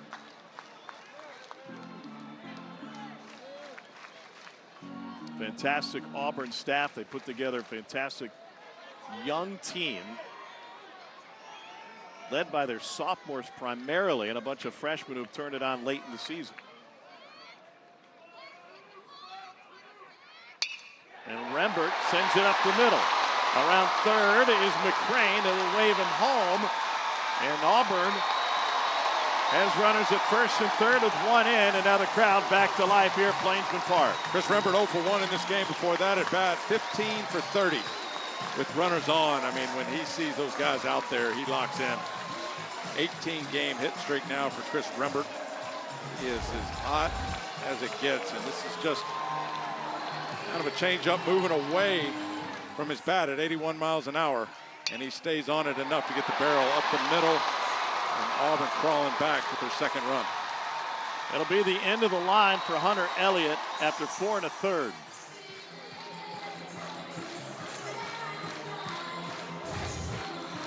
Calhoun out of the bullpen. The Ole Miss bullpen was fantastic in the Lincoln Regional.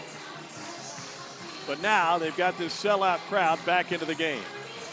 2 on with 1 out when we return.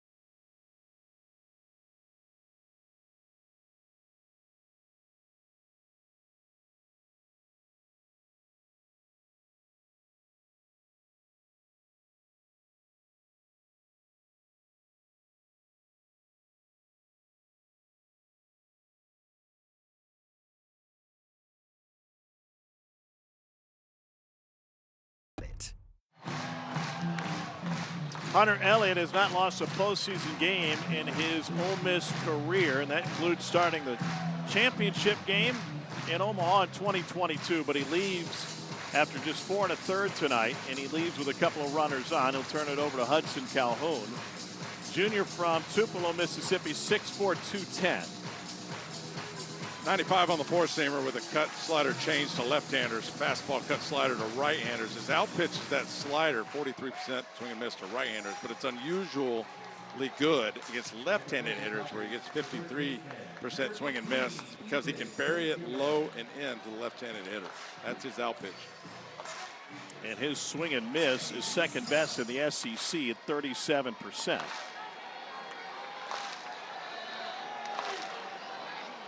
Appeared twice in the Lincoln Regional, pitch against both Nebraska and Arizona State in a pair of wins. And a first pitch fastball at 93 is up and away from Ethan Bingaman. Big opportunity for the freshman Ethan Bingaman, who came into Auburn as a two-way player. He said he had to make a decision, pitching or hitting. He said, I just couldn't stand to only play once every 5 days. Swing and a miss on a breaking ball. But he's so talented. I said, which do you like better? He said, well, I'm pitching well. I like pitching. When I'm hitting well, I like to hit. And he's just so talented both ways. 4 home runs in the regional of his 9 hits. He also had 2 doubles. 0 for 2 tonight. Perfect spot on that cutter. Just low and outside around the corner, 87. Bingaman was a number 4 right-handed pitcher in his senior class, coming out of Corona High School in California.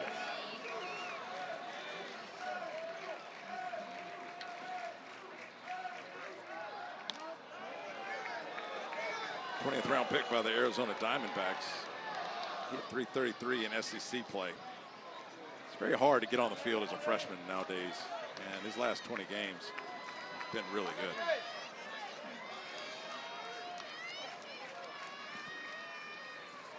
One two to Bingaman. Poke foul.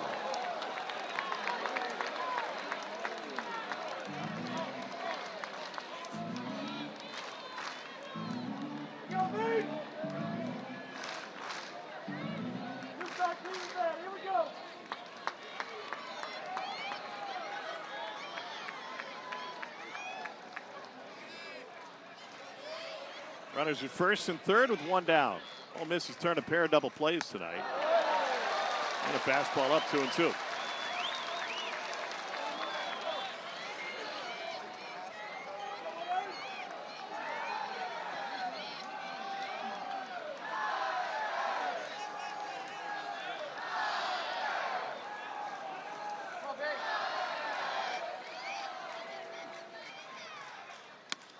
Tied him up at 94 inside.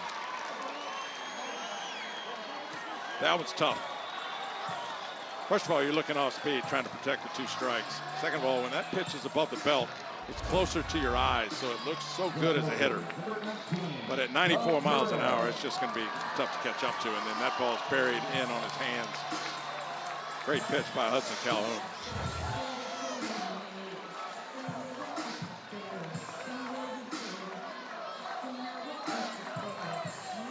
So here's Bub Terrell, who late in the season really settled in the groove using the backside of the field. 16 home runs and 45 driven in.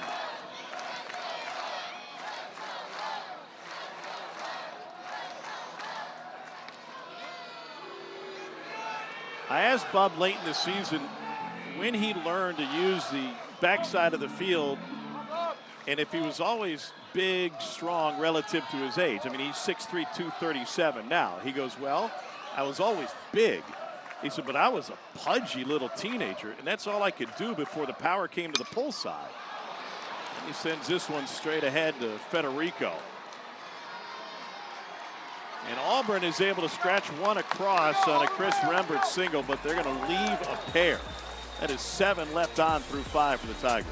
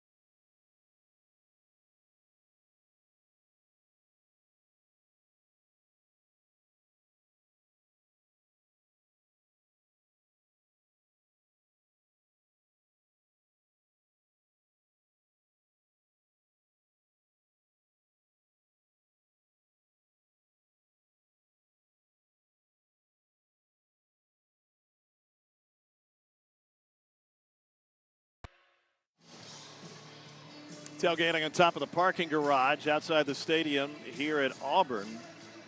And they can see themselves on TV in the left field corner. Scuba, here's the game summary. Hunter Elliott 4 1/3 before leaving. Braden Randall's 2 for 2 with a couple of RBI. Andreas Alvarez still in the game for the Tigers. As we go to the top of the 6th. Andres Alvarez at 88 pitches right now coming into this one.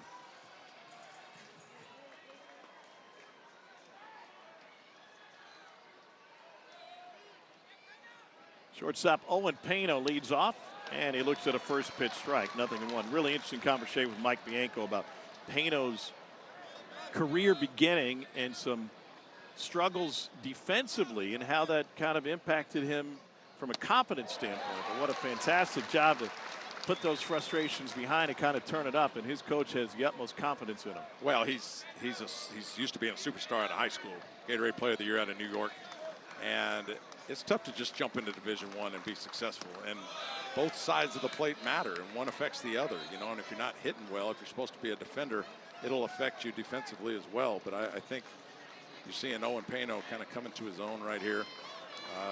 Didn't have a great regional last week, 1 for 13, 7 strikeouts. But Mike Bianco talks a lot about how good he's been defensively. Yeah, he had 3 web gems last week, saving runs for Ole Miss in that Lincoln Regional. And those matter when you're playing tight games. 2 of their 3 wins came in extra innings. He had a huge hit to drive in a run against Nebraska. And he shoots it foul, 1-2. And that's kind of an example of a, you know, kind of a back pitch. 1-2, kind of your third or fourth option that you think Alvarez is going to throw at you is a middle-in fastball. And you're looking out over the plate, and that's what makes Andres Alvarez so good, is he can think along with the hitter. Now 2-2.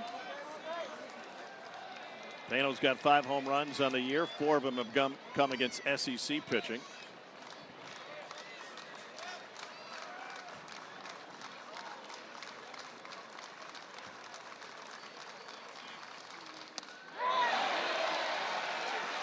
And he sets down Pano for strikeout number 9.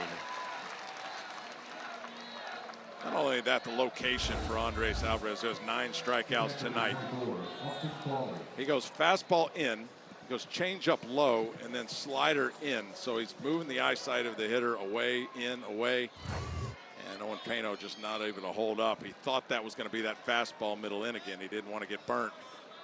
And he gets the check swing. So base is empty for Foley, who doubled and scored last time up. And 94 just below the knees for strike 1. Alvarez nearing the century mark in pitches. He's gone over 104 times this season, including last time out against NC State when he threw 105. In on the thumbs, and that one just out of the reach of Bingaman. So you figure from a pitch count perspective, this will be the last frame for Alvarez? Yeah, I would think that jumps him over 100 before this is all done. 97 now. And I talked about, you know, this is 16th start in the last 15 starts for him. He's gone into the 5th, every one of them. So he does have longevity.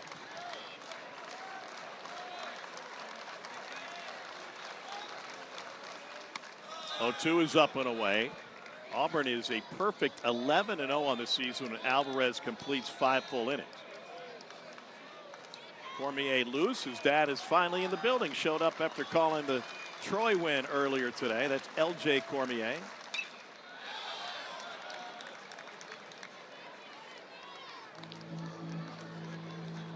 There's Lance and his wife Jamie, son Wilkes. And for Bama fans, it's got to look weird for Lance Cormier to be wearing an Auburn logo. That's right. 100th pitch of the night. Out off again. Well, you love the big leg kick like you're seeing from Austin Foley because it loads up your backside and you're, of course, going to have more power coming through the baseball, but it's hard to have the timing. And Austin Foley has had problems with the timing, but again, if he guesses right and the timing's on, he can hit it a long way. And he looks at 95 for the 10th strikeout of the game for Andreas Alvarez. So you start watching Andres Alvarez, and how many times has he split the plate? It's just not much. He's been so accurate around the outside edges.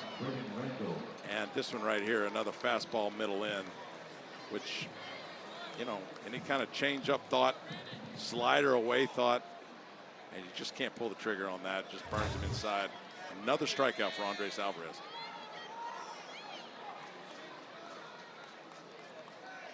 Here's Braden Randall, Jr. from Rockwall, Texas, and a curveball in the dirt to start off Randall. Randall making his first ever appearance in the outfield at the college ranks. And he's batting 1,000 as an outfielder. 2 for 2 tonight.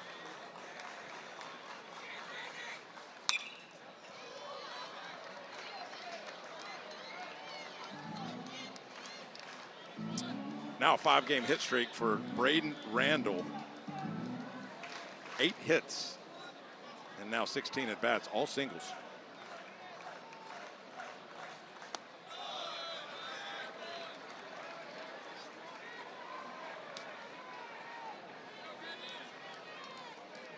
Randall was 3-time All-State at Rockwall High School in Texas. Has only played middle infield for Ole Miss since he got to campus until tonight. And what a time to be taking on a position change. He got the first one under his belt. He's had one fly ball out there in left field, made the play. Got to get the first one out of the way.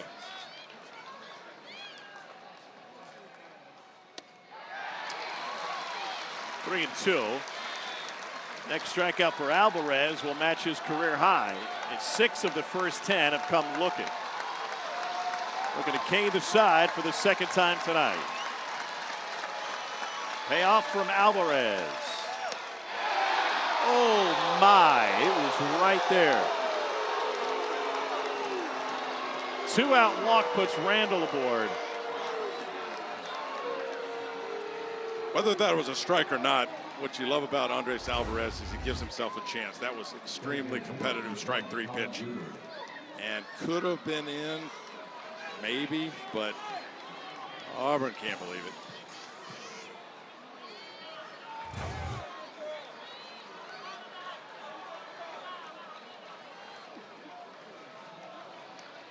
He's hit a batter, but that's his first walk of the night as Everett Teaford comes to the mound.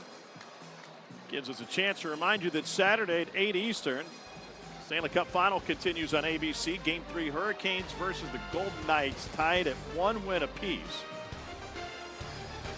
Hurricanes had cruised through the postseason, going 12-1 prior to Tuesday's loss to Vegas. They're looking for their first Stanley Cup since 2006. The Golden Knights are looking for their second in the last 4 years. That'll be the end of the line for Andres Alvarez. One off his career high for strikeouts. He leaves with a runner on and 2 out, and he'll leave it for the bullpen, and L.J. Cormier coming in for Auburn.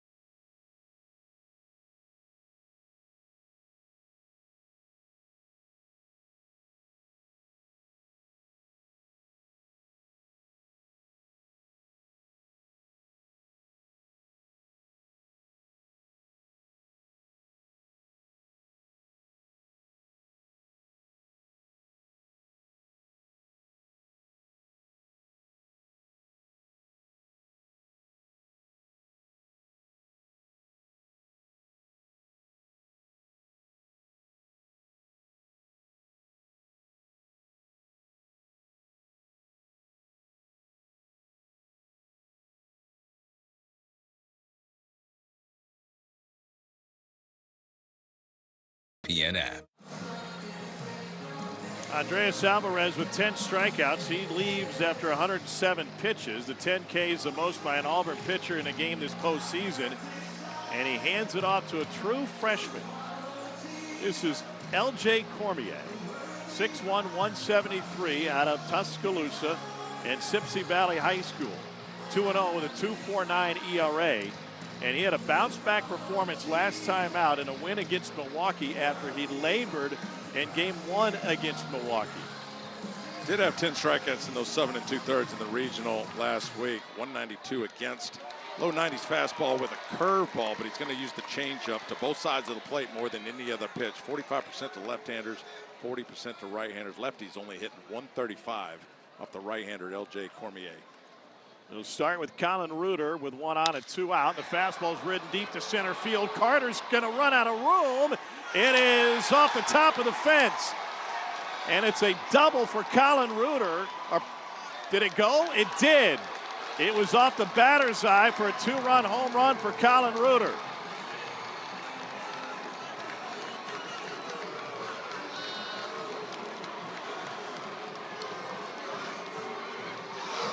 Seventh home run this season for Reuter.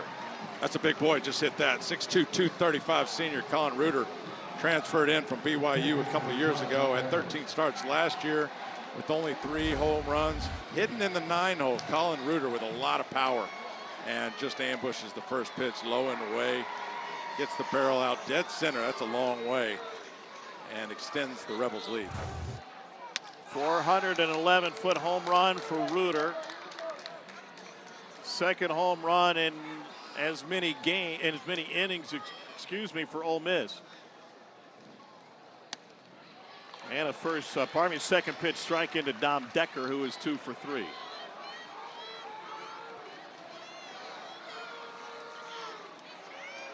And that's what Ole Miss can do. 20th in the country in home runs. Now 105 on the season for the Rebels. Remember, this is a best of 3 and a huge advantage when you get game number 1.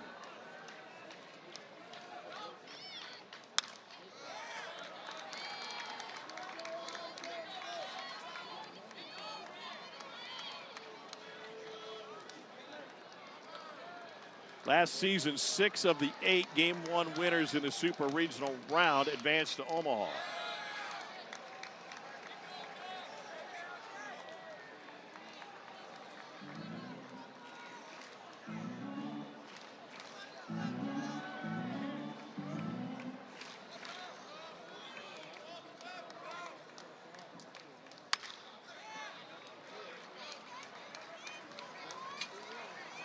Well, L.J. Cormier doesn't look like a freshman on the mound. He has a low heart rate no matter what's happening. Well, he did what you're supposed to do. Come out of the pen, try to get ahead, and Colin Reuter just guessed right.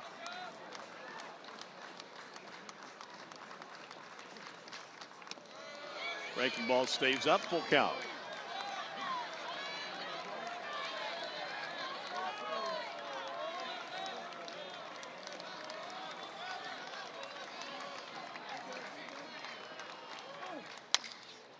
Into center, here comes Carter. And that'll close the inning. Auburn was ball 4, just a fraction of an inch away from getting out of the 6th inning with 3 straight strikeouts. Instead, a 2-out walk to Randall, and then Colin Reuter readily greets freshman L.J. Cormier with a 2-run home run to straightaway center. And the road team Rebels lead 6-2.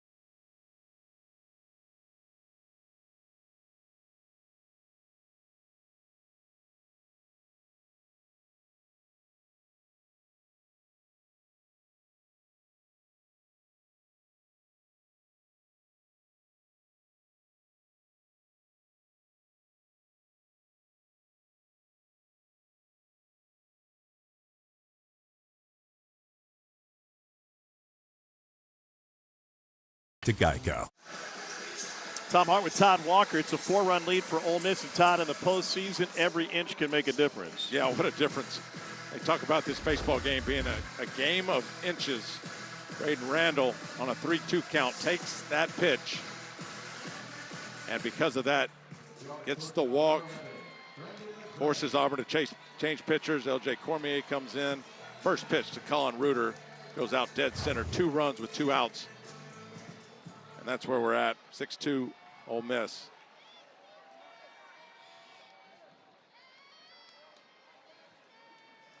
And Brandon McCrane leads off the inning. Takes a strike. Interesting bullpen management for Mike Bianco, because he had their closer getting loose in the bullpen. And when I say closer, he's a guy that can give you a lot of innings. In the dirt that time, Walker hooks through 5 1/3 in game 1 of the regional against Arizona State. But now that it's a 4-run lead, you have an opportunity, Todd, to hold on to hooks for a little bit if you need him in game 2, because he's not necessarily going to be a 1-inning guy, even though he's versatile. Yeah, and Hudson Calhoun is no slouch either. I mean, And that was banged up the middle by Brandon McCrane for a leadoff single, his first hit tonight.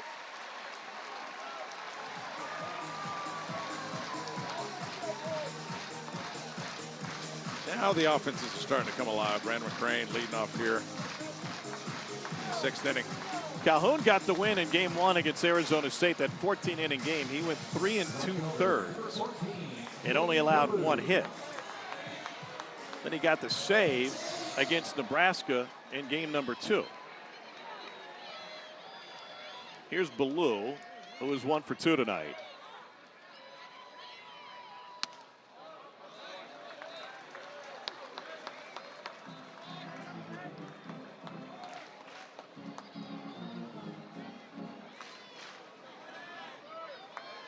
Fourth time Auburn has put the leadoff man on tonight. 2 of the previous 3 have come around to score. Now 2-0.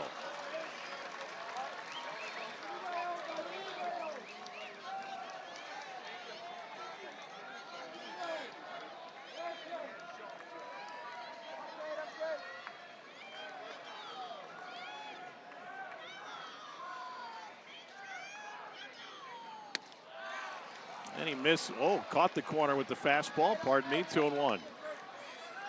It's only Cade Ballou's 27th start of the year, so he's been in there sporadically. Had a big regional last weekend. 6 for 16 with 3 home runs, or last week. He played 5 games.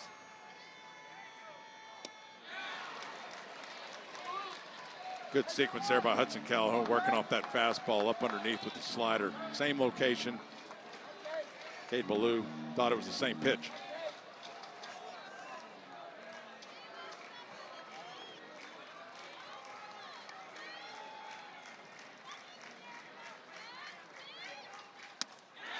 And swing and a miss on the fastball. Back-to-back fastballs to take care of Ballou.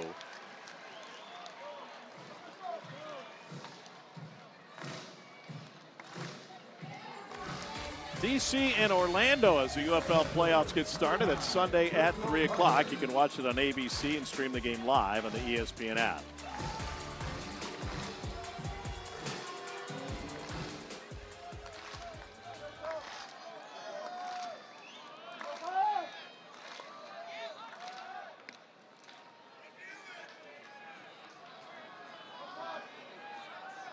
McCrane 18 for 22 on the bases this year, sharing a laugh with Will Furness. Bristol Carter's got a hit in the 9-hole tonight. He might be thinking bunt the way he peeked down at third. Nope. How often, right before that pitch, Carter looked down at Judd Udemark out at third base. How often as a hitter are you taking sneak peeks at the fielder? Even looking at him will bring him in, right? Because if he sees you and you make eye contact, he's going to think you're bunting, and it creates that angle on the left side. So I always try to make it a point as a left-handed hitter to look down there and put that in his mind that I might bunt. He leads Auburn in sacrifices, shows there, and takes a strike.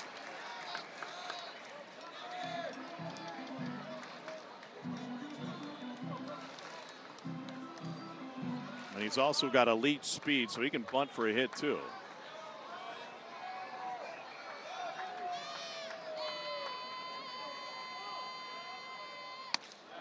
Fastball up 2-1.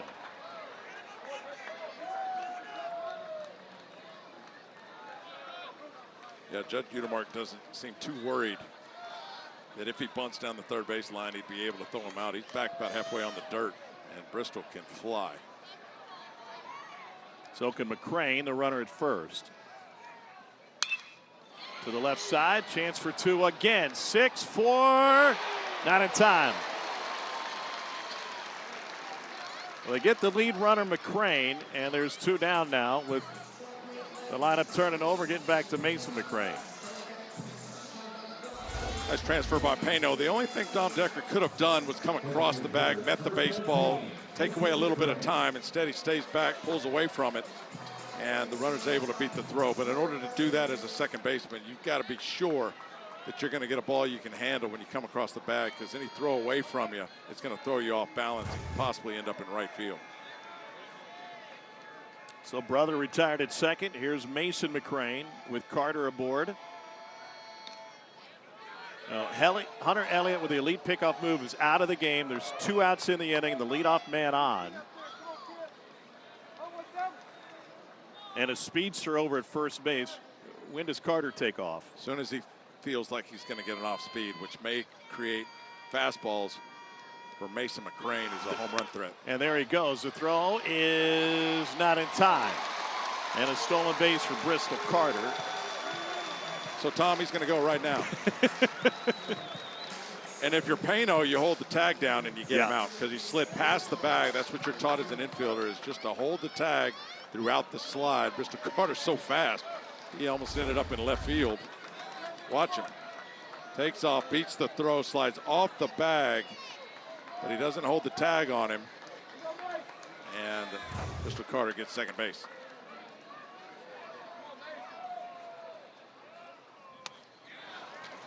McCrane would love to see a fastball. He's hitting .333 against fastballs of 94 plus.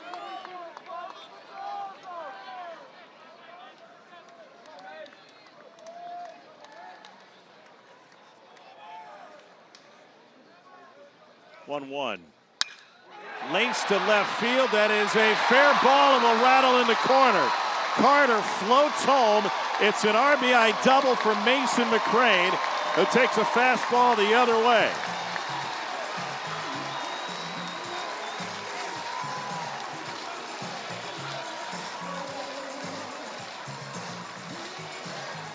Duke just hit. I mean, that is picture perfect. I told you how quickly he's picking up the baseball. Well, this is right down the middle until the last second when it tails on the outside corner. Mason McCrane waits on it and just hits a missile down the left center, or left field gap line. Scores the third run for Auburn. Mason McCrane at second base. Still the 2 outs. He's stealing all of your dance moves, Todd. Yeah, that was me. Or double of the tournament, tied for most of anybody in the field. There's an issue with Austin Foley's pitch comm, so they'll take a moment and also visit Hudson Calhoun. Bill Mangrum, the pitching coach for Ole Miss. Now you start thinking about Walker Hooks. Yeah, you don't want him to get in too much trouble where it's a high-intensity battle for Walker Hooks or anybody else that comes out of that bullpen. You want to give him a little cushion. So you're right. Now might be the time when you start to think you might be able to try to get through one more out. But I would think it's one more hitter if he doesn't get Eric Guevara here.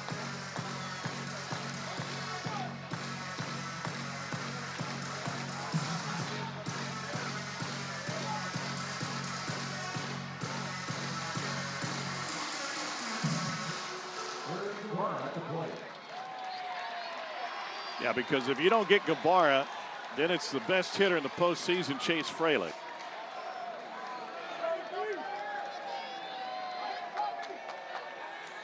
Guevara is 1 for 2. Baker's dozen home runs for the Auburn third baseman.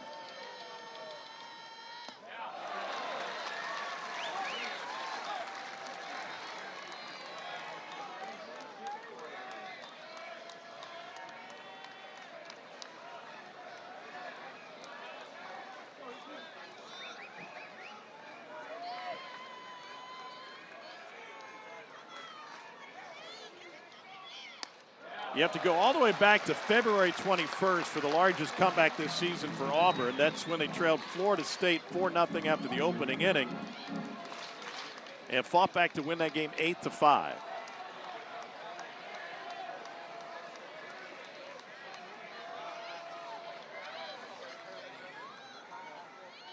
Butch Thompson talked about the struggles that Auburn had winning its regional after dropping game 1. Said it was the toughest but most rewarding regional that they'd played, and said his team learned a lot from it. Ole Miss hasn't lost this season when leading by 3+, but they've been in similar situations in supers over the year and have been less than perfect. That would have been the unusual situation where you give him a 3-0 green light, because the alternative is he's not going to split the plate on Eric Guevara and let him drive in this 4th run. The matchup now is Walker Hooks versus the on-deck lefty on lefty Chase Fralick. And they prefer that than just split the plate here on a hitter's count to Eric Guevara. Catches the edge, 3-2.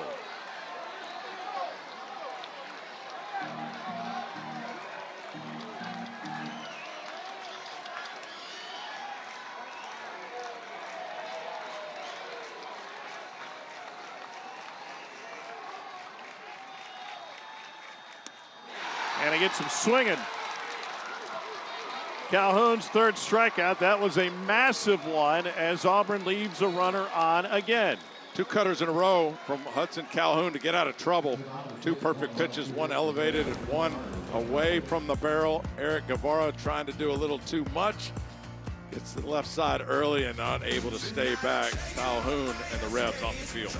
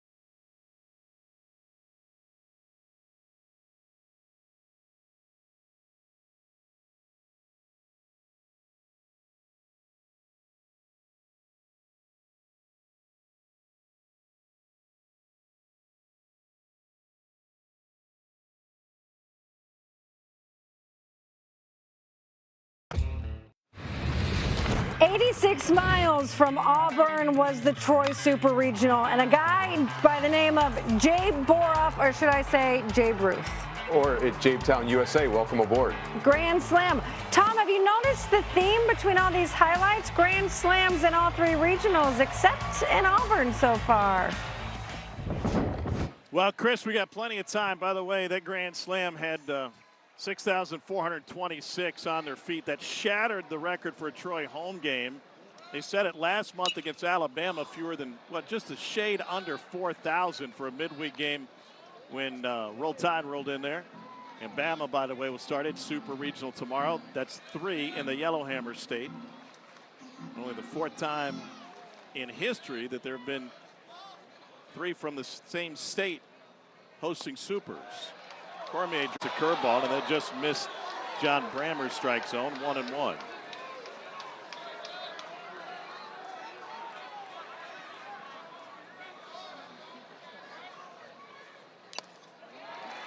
Now 1-2.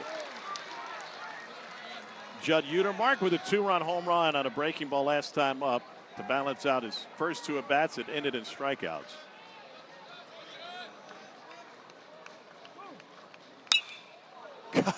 Golly, this dude's got some juice, huh?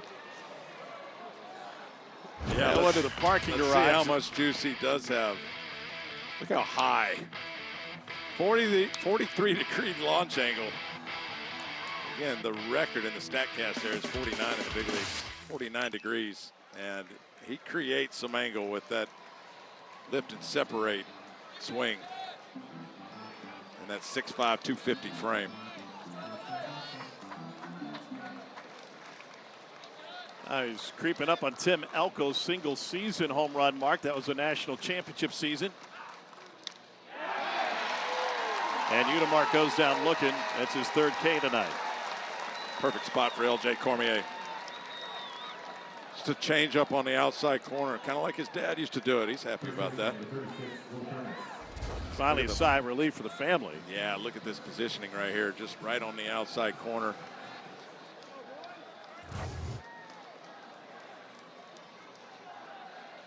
Wife Jamie, son Wilkes. The nerves of a mom. With your son on the mound in the spotlight in a super regional. Yeah, it's a tough one there. You got to be perfect every pitch. Sky high to right field. Carter settles underneath it. 2 down. And Cormier is now retired 3 in a row after that Colin Reuter ambush. Well, so far so good in this inning for L.J. Cormier. Like you mentioned, he came in the game through 1 pitch. Colin Reuter took it deep center. But since then, settled down, retired 3 in a row.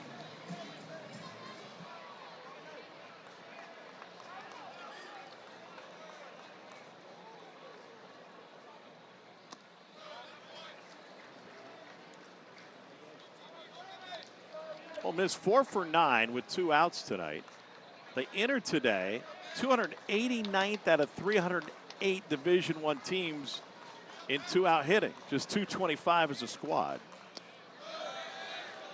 Now 2-0. I was talking with Mike Bianco before the game. We were chatting behind the cage of batting practice about trends and numbers in college baseball. It is such a small sample size, especially relative to 162 in the big leagues. It's really about what you've done lately. And here's Rembert, and it's a 1-2-3 inning worked by L.J. Cormier. Time to stretch on the Plains. Home team down 3.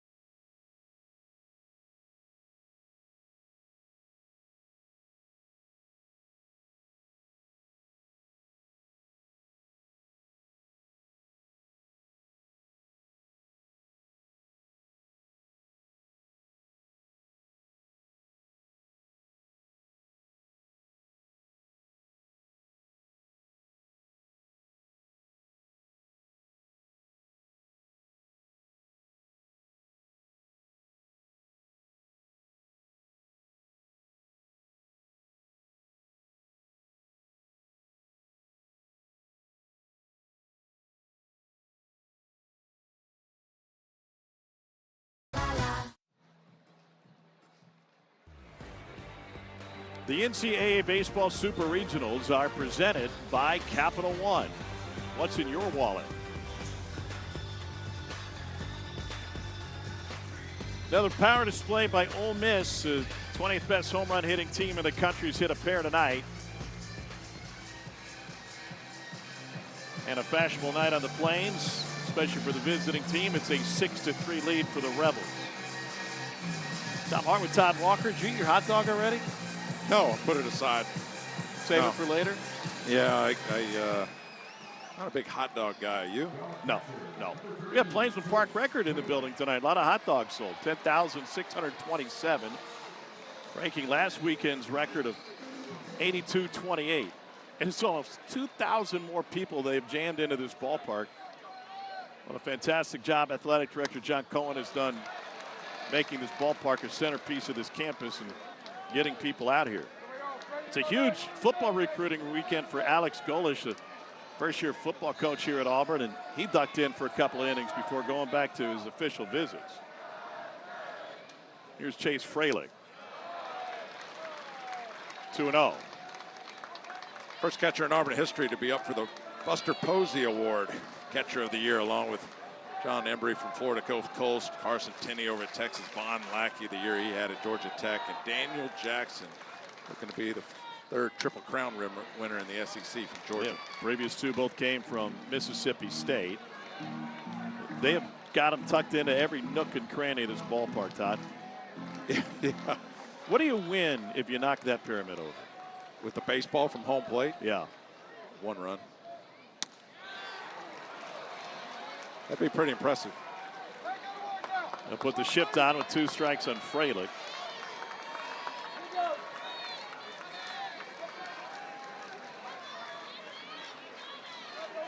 Kind of feels like a carnival game, right?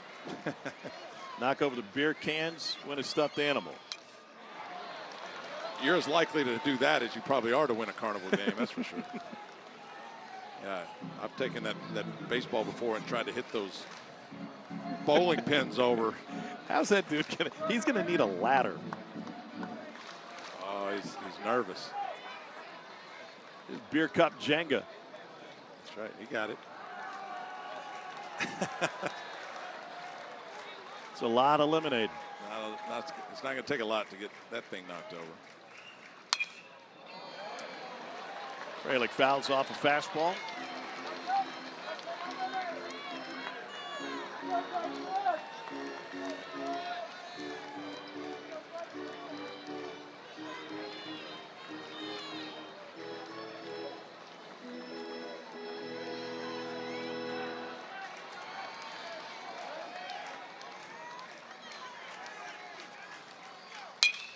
And he sends this one deep into the Auburn night, but Federico's got room. Wow. Just got under it a little too much, and Freilich's had a couple of loud outs tonight, including his sac fly. 103 off the bat. I think if he hits that in the first inning, it goes with the sun still out. Yeah. As the sun goes down, air's a little more dense. And he hit it to the deepest part of the ballpark. And he's got a lot of pop, but just not enough. So here's Chris Rembert.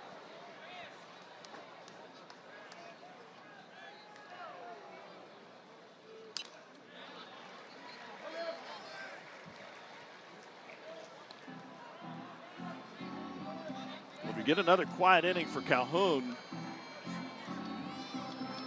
you only need 2 from hooks.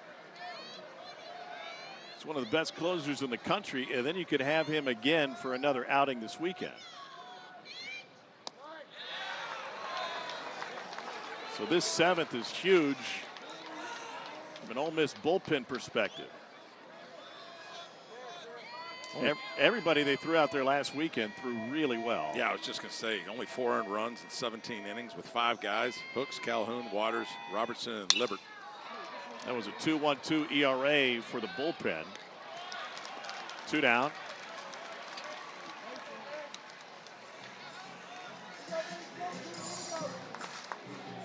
It wasn't an easy road for Ole Miss, although the 3-0 run suggests otherwise. They blew a late 3-run lead against Arizona State in the first game of the regional before walking it off in the bottom of the 14th at Haymarket Park in Lincoln.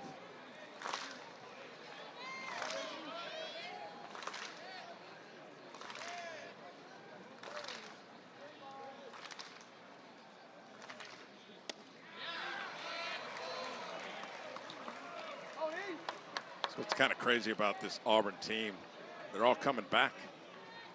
This guy, Ethan Bingham's a freshman. Mason McCrane at the top of this order is a freshman. His brother Brandon, redshirt freshman. Chase Freilich, the catcher's a sophomore. Just remember, it's a draft eligible sophomore. He may be gone. Bub Terrell's a sophomore. I mean, then on the mound, the four horsemen, all most likely to come back. It's just an Auburn team that's still young. They're in great position for next season, but they're not done this year. Breaking ball misses away to Bingham.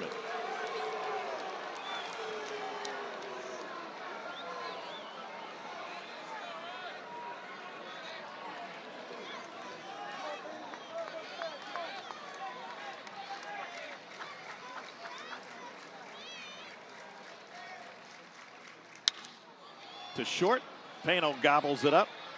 1-2-3 inning worked by Hudson Calhoun. First 1-2-3 since the first.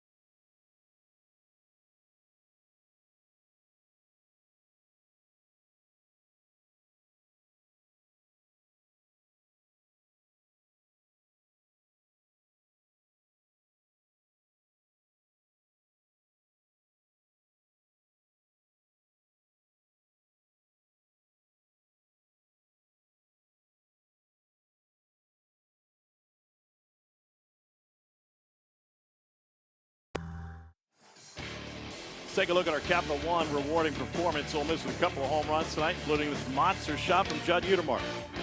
Career best 51 home runs at Ole Miss. That's a program record. 43 degrees up in the air, 113 miles off the bat. Judd Utermark, a lot of power back in that fifth inning after the leadoff single by Dom Decker. Two-run homer put Ole Miss 4-1 at that point. And they still hold the lead at 6-3. So to the eighth we go. And Hayden Federico to lead things off.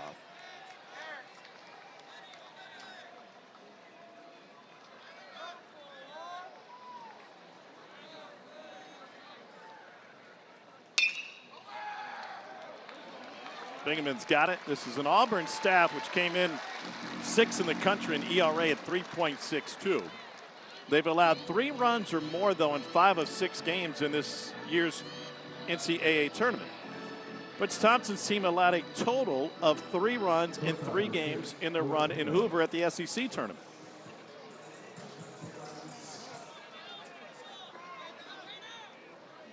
Here's Owen Pano, who is 1 for 3. And a first pitch strike to Pano. And it just calms you down, too. Even if you don't have the intent to bunt, you track the ball all the way in. And because when you show up, you know, early in season of any baseball season, that's what you're doing. It's not really swinging, but just tracking baseballs. And what Owen Pano was doing right there. He brought Eric Guevara in from third, but Eric Guevara's not buying that he's going to bunt. He's way back on the dirt now. It's the final game of day 1 of the Super Regionals as Pano strikes out. Around here, they call it the Dixie Crystal Sugar scoreboard. And earlier today, West Virginia started with a 12-2 whitewashing of Cal Poly.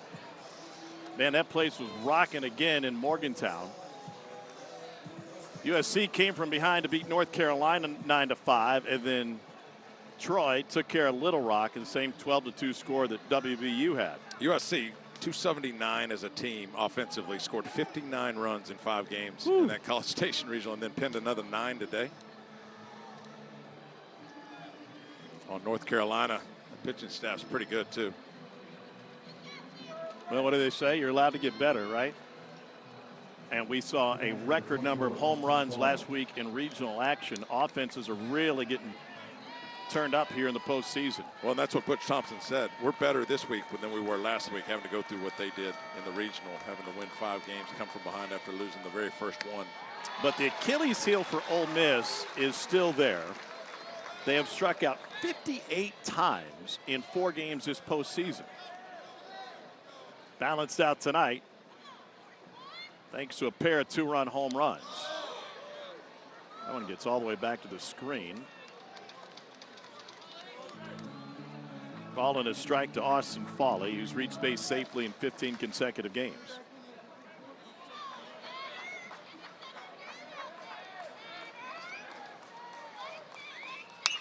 And Foley top spins this one to left field. Terrell going to play it in the corner off of his glove.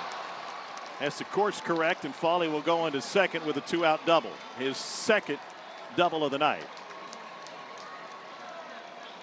Man, that ball got to him in a hurry. Came off the bat at 104. And top spin, like you mentioned. So that's a tough read. Bob Terrell on the run. And it's a changeup, just left up. Austin Foley rips the top half of the baseball. It goes down, and Bob Terrell kind of overran it. And I bet that ball was knuckling as it came to him. I mean, that ball's moving in a lot of different directions. Bob Terrell not able to catch it. Ole Miss 5 for 11 with 2 outs tonight. They're one of the worst in the country with 2 outs during the regular season. Rembert, beautiful play deep in the grass. And Auburn gets off the field. Tigers need to find some offense, down 3 with 6 outs left. Exclusively on ESPN, 40-plus NCAA championships. Confetti rains. Nets are cut. Joy erupts. Hardware is hoisted. History happens here on ESPN, home of NCAA championships.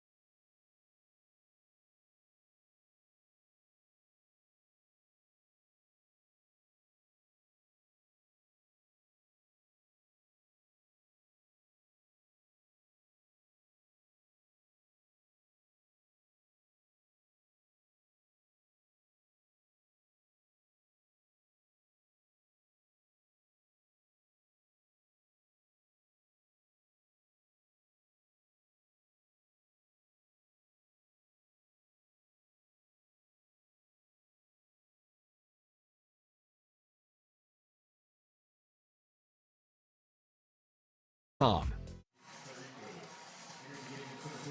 Miss has scored all 6 runs, including a pair of home runs with runners on base tonight, but Auburn has hit into a pair of double plays with runners on. Getting late on the Plains, and it's the bottom half of the order, starting with Bub Terrell.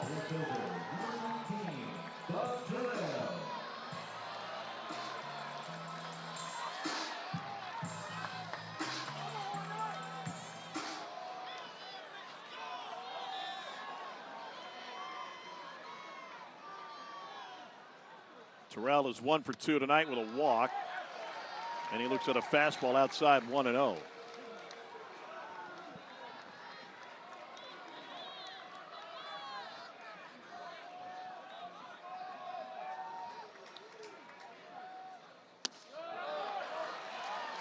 That's a good sign. Bub Terrell laying off that pitch right there.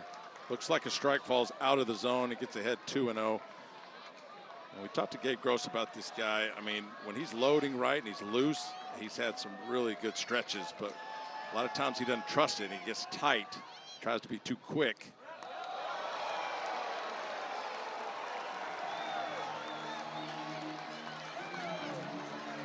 Two for 21 last week in the regional with 10 strikeouts for Bub Terrell, but he's got a lot of power.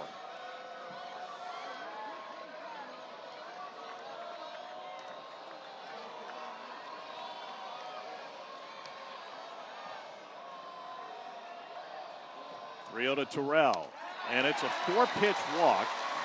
Mike Bianco has made a change in the outfield. Brett Mosley has entered the game in center field, and they've moved Federico to left, and that'll take Braden Randall, a shortstop by trade, out of the game.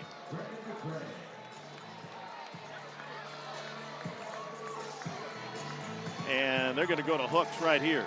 That'll be the end of the line for Calhoun after a 4-pitch walk. They got just about everything they could out of Hudson Calhoun, and now Mike Bianco's bullpen is going to look to continue its sensational run by going to this dude, and he is a dude.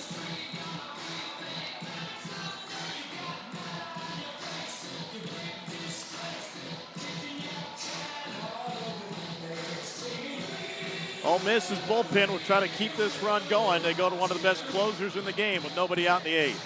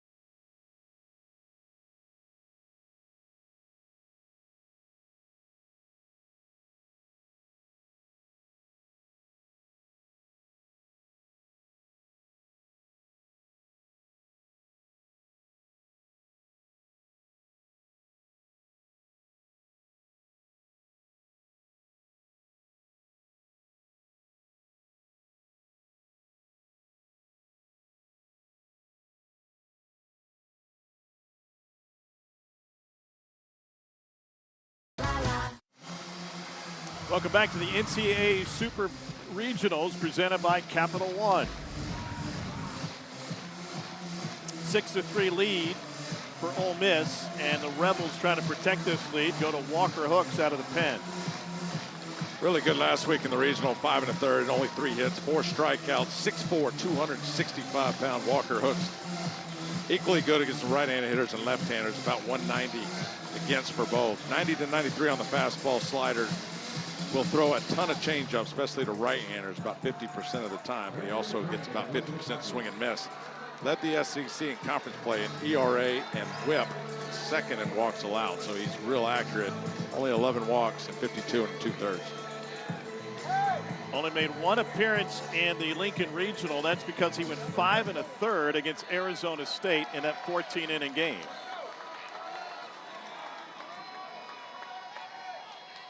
And McCrane jumps on the first, pops it up down the right field line. Who wants it? And they overrun it. Decker couldn't get there.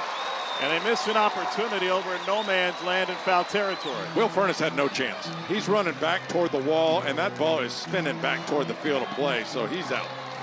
The setup, playing as deep as he was going to have a tough time. So Decker was the only one that had a shot, and it's going to be moving back toward him. He's trying to see if Will's going to get in the way. You saw him take a peek down, and that ball is just spinning big time. That's a tough play to make. He kept his feet moving, But again, you've got to kind of anticipate that ball coming down, and it was too much. We're going to charge Decker with his 5th error of the season, and Gabe Gross will take an opportunity here. They use an offensive timeout and get everybody together. You mentioned some of the season numbers for Hooks. 11th in the country in ERA, 20th in batting average against, and 5th in the country in chase rate. What does Hooks have in his arsenal that is so tempting that guys chase so much? The changeup looks like the fastball. So the arm action is the same, the delivery is the same. A lot of times I look at facial expressions on pitchers. Really? If they kind of grunted, that told me they were going to try to get some more behind their fastball. If their face was relaxed, that was an off-speed pitch. But Walker Hooks stays the same through the fastball and the changeup. And so at that point, you're just basically guessing based on what pitch count it is. He's got a mid-90s fastball. He's gotten up to 95 this season. And opponents hitting just $137 against that changeup. There's the fastball, and it catches the edge for a strike.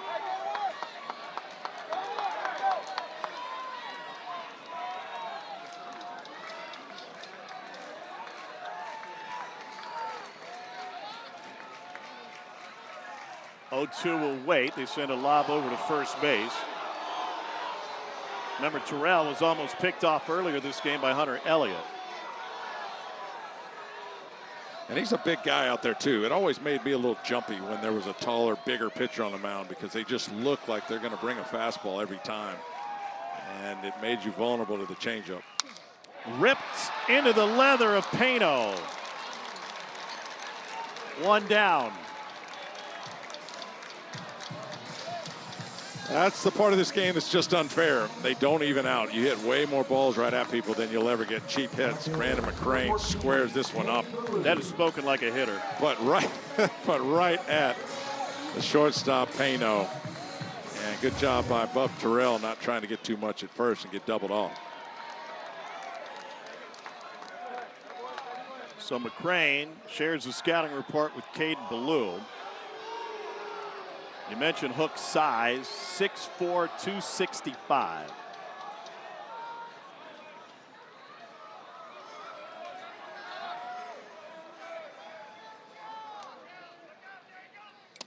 Lefties see a lot more sliders than righties, and he starts them off with a swing and a miss on that slider.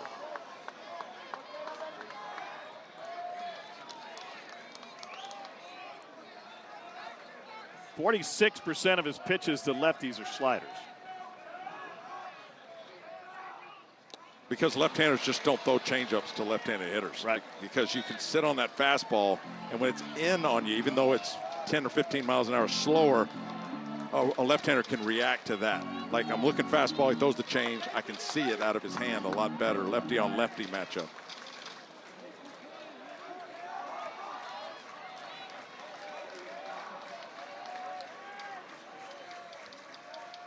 Here's the 0-2 to Ballou.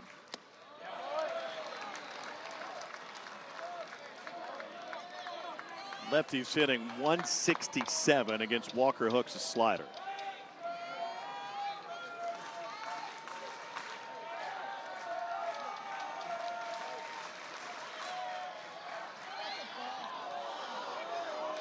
And Walker will drop changeups on left-handed hitters about 24% of the time, but you got to be in a special moment where you think the hitter's looking dead red, but that slider, to your point, works a lot better lefty on lefty.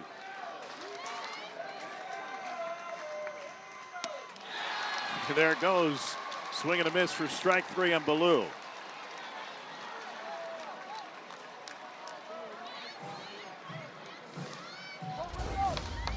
Okay, Ballou had fisted a couple of sliders that went low and in, and that's a third one. Out over the plate, just drops below the barrel. That's a changeup right there, but put in a good spot.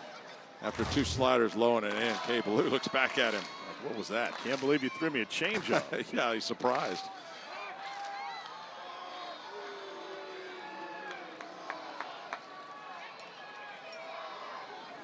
Bristol Carter is 1 for 3 tonight.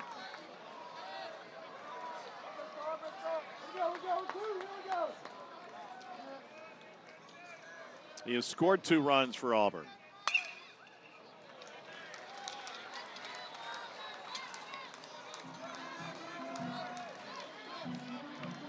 That's the rally caps. It's a big at bat in this game. Bristol Carter gets on base. Now they turn the lineup over to Mason McCrane.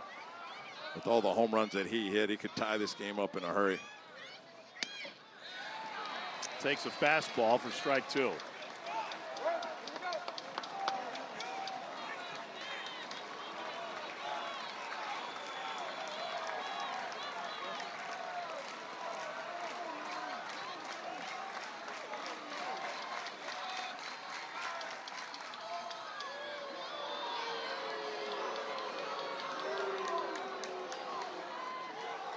If Auburn can make some noise and make hooks work in a best-of-3 series, it could make the difference of seeing hooks later in the weekend or not. Run around the move, swing and a miss, and Hooks dispatches Carter on 3 pitches. We go to the 9th. Ole Miss can taste it, up 6-3.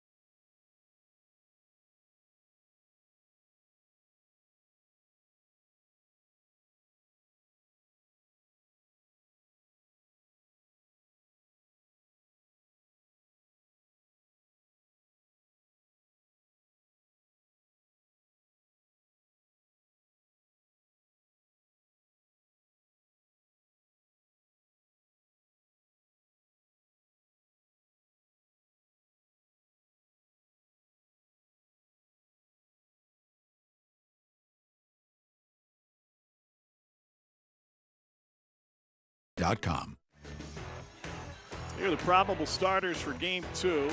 Hard-throwing Taylor Rabe, we expect will get the ball for Ole Miss tomorrow night in his 10th start. He's 5-3 on the year. And Alex Petrovic is expected to be the starter for Auburn. And if the score holds, that will be a must-win game for the hometown Tigers to stay alive. And a great pitching matchup. Look at that, 10 wins for Alex Petrovic. He's been so consistent for Auburn this year. Pitched 6 last week in the regional, 6 strikeouts, the 2 earned runs. And on the other side, Taylor Rabe, 6 innings, 9 strikeouts in his start last week in the regional. Colin Reuter, senior from Olive Branch, Mississippi, leads off the 9th for Ole Miss. Looking for a little breathing room with the top of the order due up for Auburn in the home half of the 9th.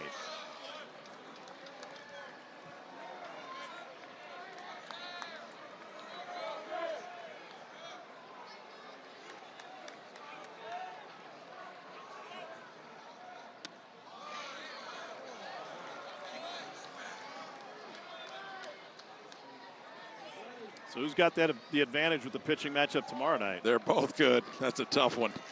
That's a tough one. You would think that the Auburn bats might light up a little bit, but that's what makes this series great. We thought that the same with tonight. 2 great pitchers.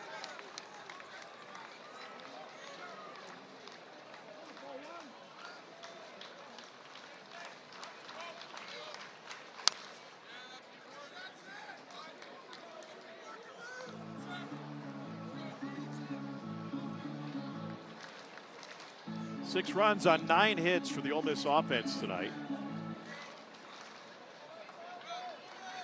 Home runs in the 5th and the 6th to take control. And a curveball in there for strike 3. So for the latest news, insight, and in-depth analysis from the Super Regionals, you can visit NCAA.com. You never really know unless you're in the box, but that tight spin on that curveball for L.J. Cormier, Colin Reuter had no chance. L.J. Cormier he hangs it, but Colin Reuter couldn't even read the spin on that thing. Drops in the zone. 2,600 spin rate on that curveball.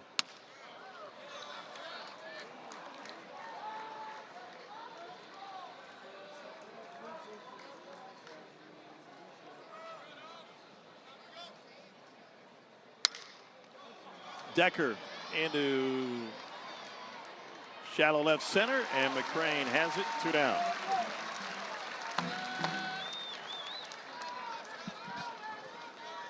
LJ Cormier kind of feels like an old school throwback with that 12-6 curveball. How does that match up with Judd Utermark?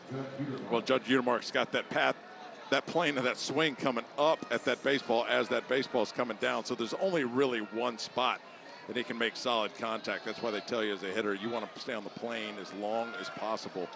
But Judd Utermark has that uppercut swing, so you're going to get a lot of swing and misses and some foul balls. He's been all or nothing tonight. A monster 2-run home run, but 3 strikeouts. 1 swinging and 2 looking.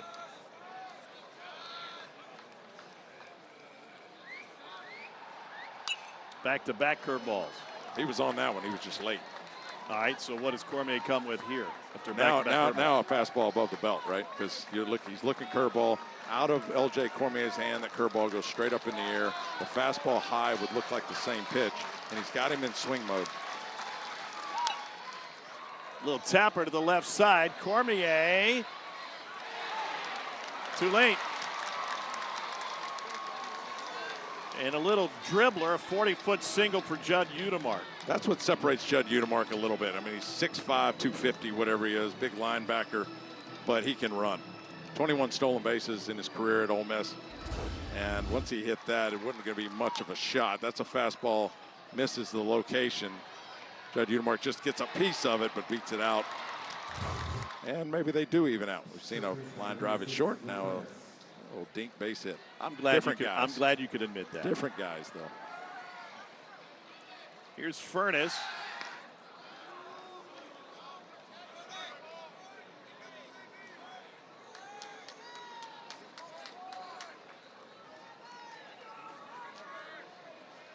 Reached on an error in the 5th.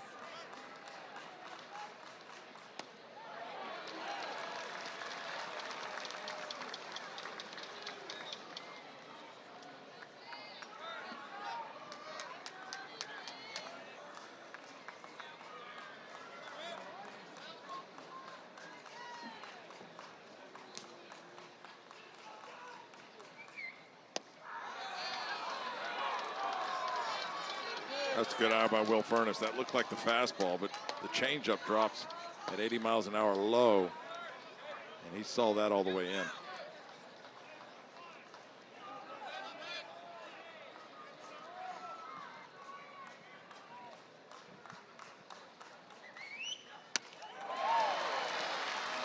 So what does LJ Cormier do? He throws the same pitch, just a little higher. And Will Furness takes the bait. Now 1 and 2. He's got him set up for the fastball middle in.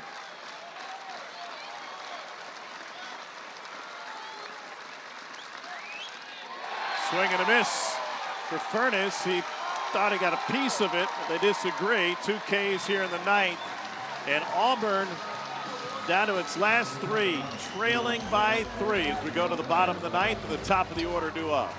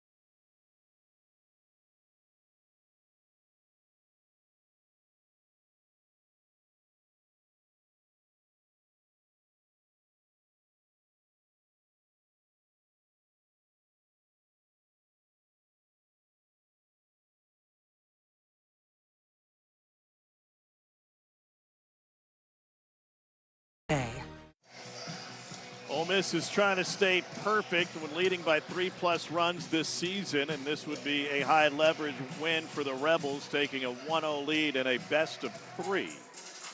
On the other side, Auburn is homered in 10 consecutive games. The last time without a home run was May 14th against Georgia. And good luck getting one against Hooks, who's only allowed 2 all season.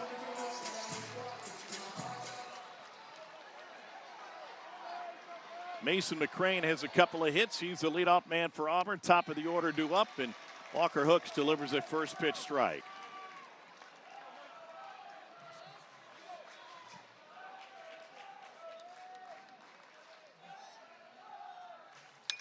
And this ball's rocketed deep right field, and McCrane gives Auburn life in the ninth.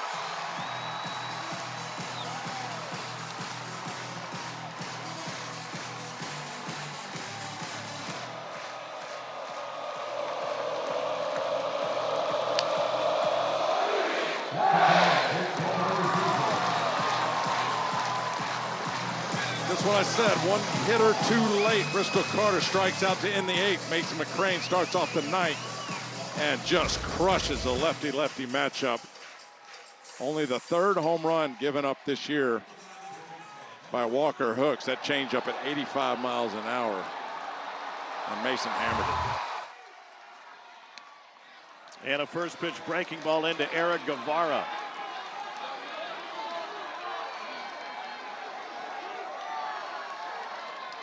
Now 11 consecutive games with a home run for Auburn.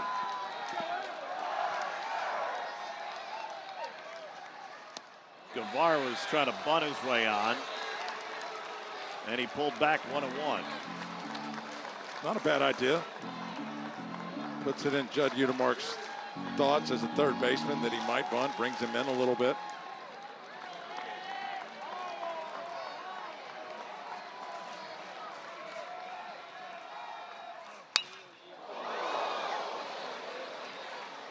Huge at-bat for Guevara, given who's waiting on deck.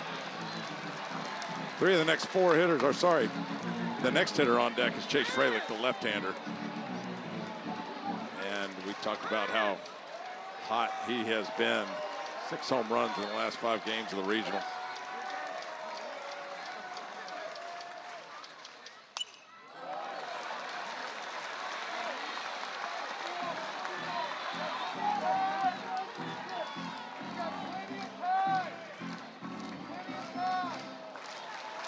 Home run for McCrane, just his 8th of the year. And he's put a spark in his building late. Guevara golfs this one to right center. 1 down. Well, now that changes how how Walker Hooks can attack Chase Fralick. No Nobody doubt. on. And the other way around. Chase Fralick now has a different thought process. If Eric Guevara is at first base, for example, Will Furness has to hold him out, and that opens up some spots on the right side. But instead, with nobody on, you still need 2 runs. So for Chase Fralick, you know, your thought process is get on base first rather than just try to pop one out of the park. Fralick put a charge into one last time up.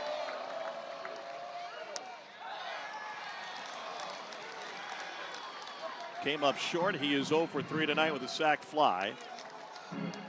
In perspective, his 2 5-game home run streaks this year haven't been done in the big league since Nelson Cruz in 2015.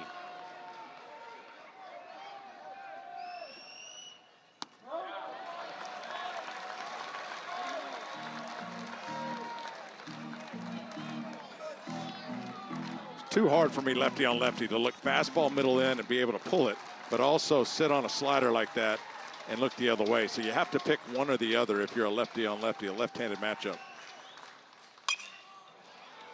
Pulled foul.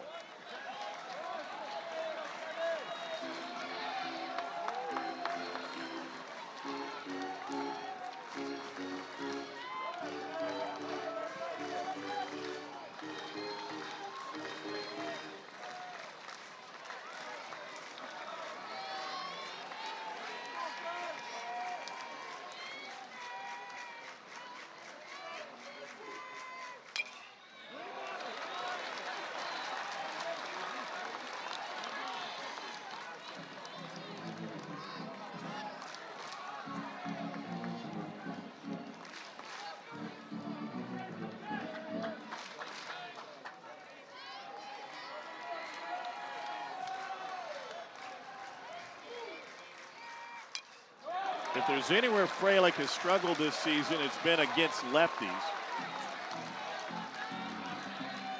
130 points lower in the batting average and 400 points lower in the OPS against left-handed pitching versus right.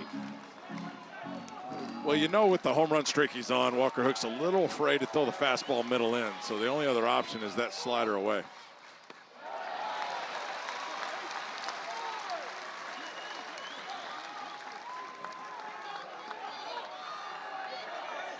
Well, Fralick does a great job using the opposite field. And Federico's playing nearly in the gap in left. In fact, he's moving closer to the gap now. Hit him.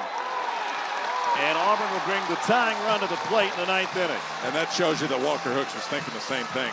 If I'm going to throw a fastball in, I've got to get it in there because I don't want to give up a home run to Chase Fralick. And so because of that, he lets it go a little early, and he hits Chase Fralick and brings the tying run to the plate.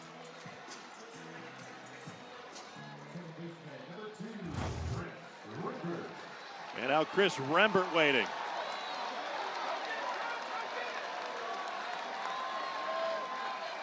Rembert not the home run threat that Fralick was. And he takes one up, 1-0. But a threat nonetheless.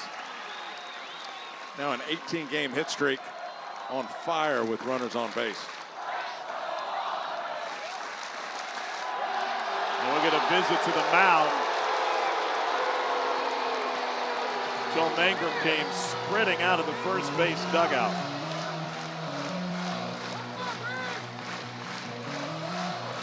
This place is absolutely rocking. It's not just that you're on the road and it's a sold-out crowd.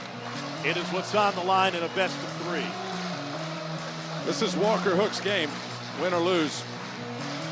Chris Rembert, although only 4 home runs this year, hit 10 last year. Hit .344 as a freshman.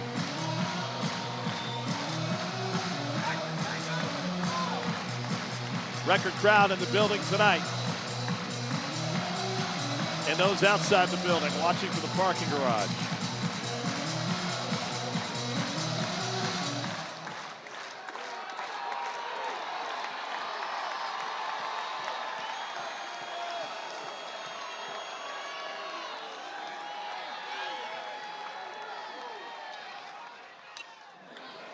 One and one.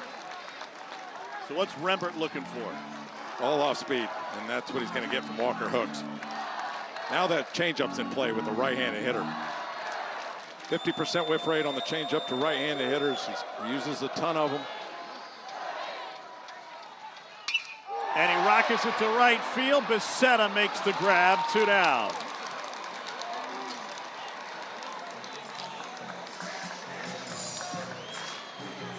Right at Becerra in right field. And that could have changed the game. But now Ole Miss 1 out away. Here's the freshman, Ethan Bingaman. He had a massive regional, but is 0 for 4 tonight.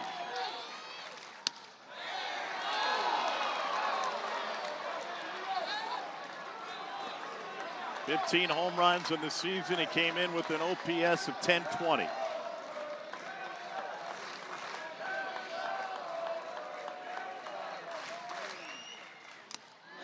Nothing in 2.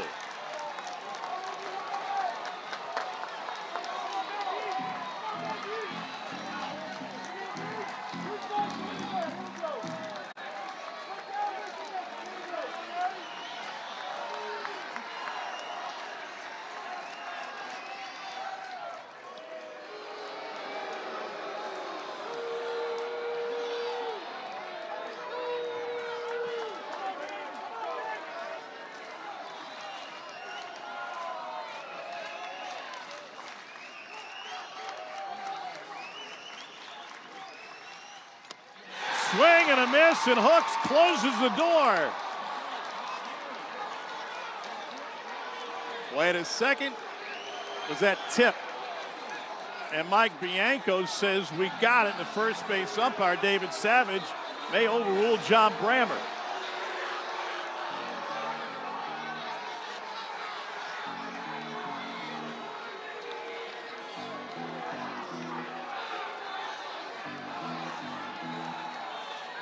Bingaman never left the batter's box. Yeah, that tells you all you need to know. He knew he fouled it off, but he also knows what he's getting. So, see if he can catch it. Slider down and in. And Bingaman looks back at the umpire as if he fouled it off. And he sends it to right field. Becetta's got it. Took one more pitch. But Ole Miss eventually takes game number 1, 6-4. And the Rebels are 1 win away from their first trip to Omaha since they won it all in 22. Bullet to right, and that's how this game ends. Ole Miss wins this one 6-4 on 10 hits. Pretty clean game defensively. A lot of good pitching in this one, and like you mentioned, Reb's going to sleep good tonight. Rebs start Supers 1-0 for the 6th time in program history. They've advanced to Omaha once after starting 1-0. That was when they won it all in 2022. Day number 1 is wrapped up, and we'll have a couple of 4 different game 2s tomorrow. The rest of the bracket starts with their game number 1s tomorrow, beginning with Georgia and Mississippi State on ESPN at 11 a.m. Eastern, 10 Central. What a thriller tonight. Walker Hooks and the Ole Miss bullpen closed the door on the Auburn Tigers in front of a sellout crowd tonight. And our final score, Ole Miss over Auburn 6-4. For Todd Walker, I'm Tom Hart. Fantastic night at the ballpark. It's time for Sports Center. Nicole Briscoe and Michael Eaves. Rebels win this one and take game number 1.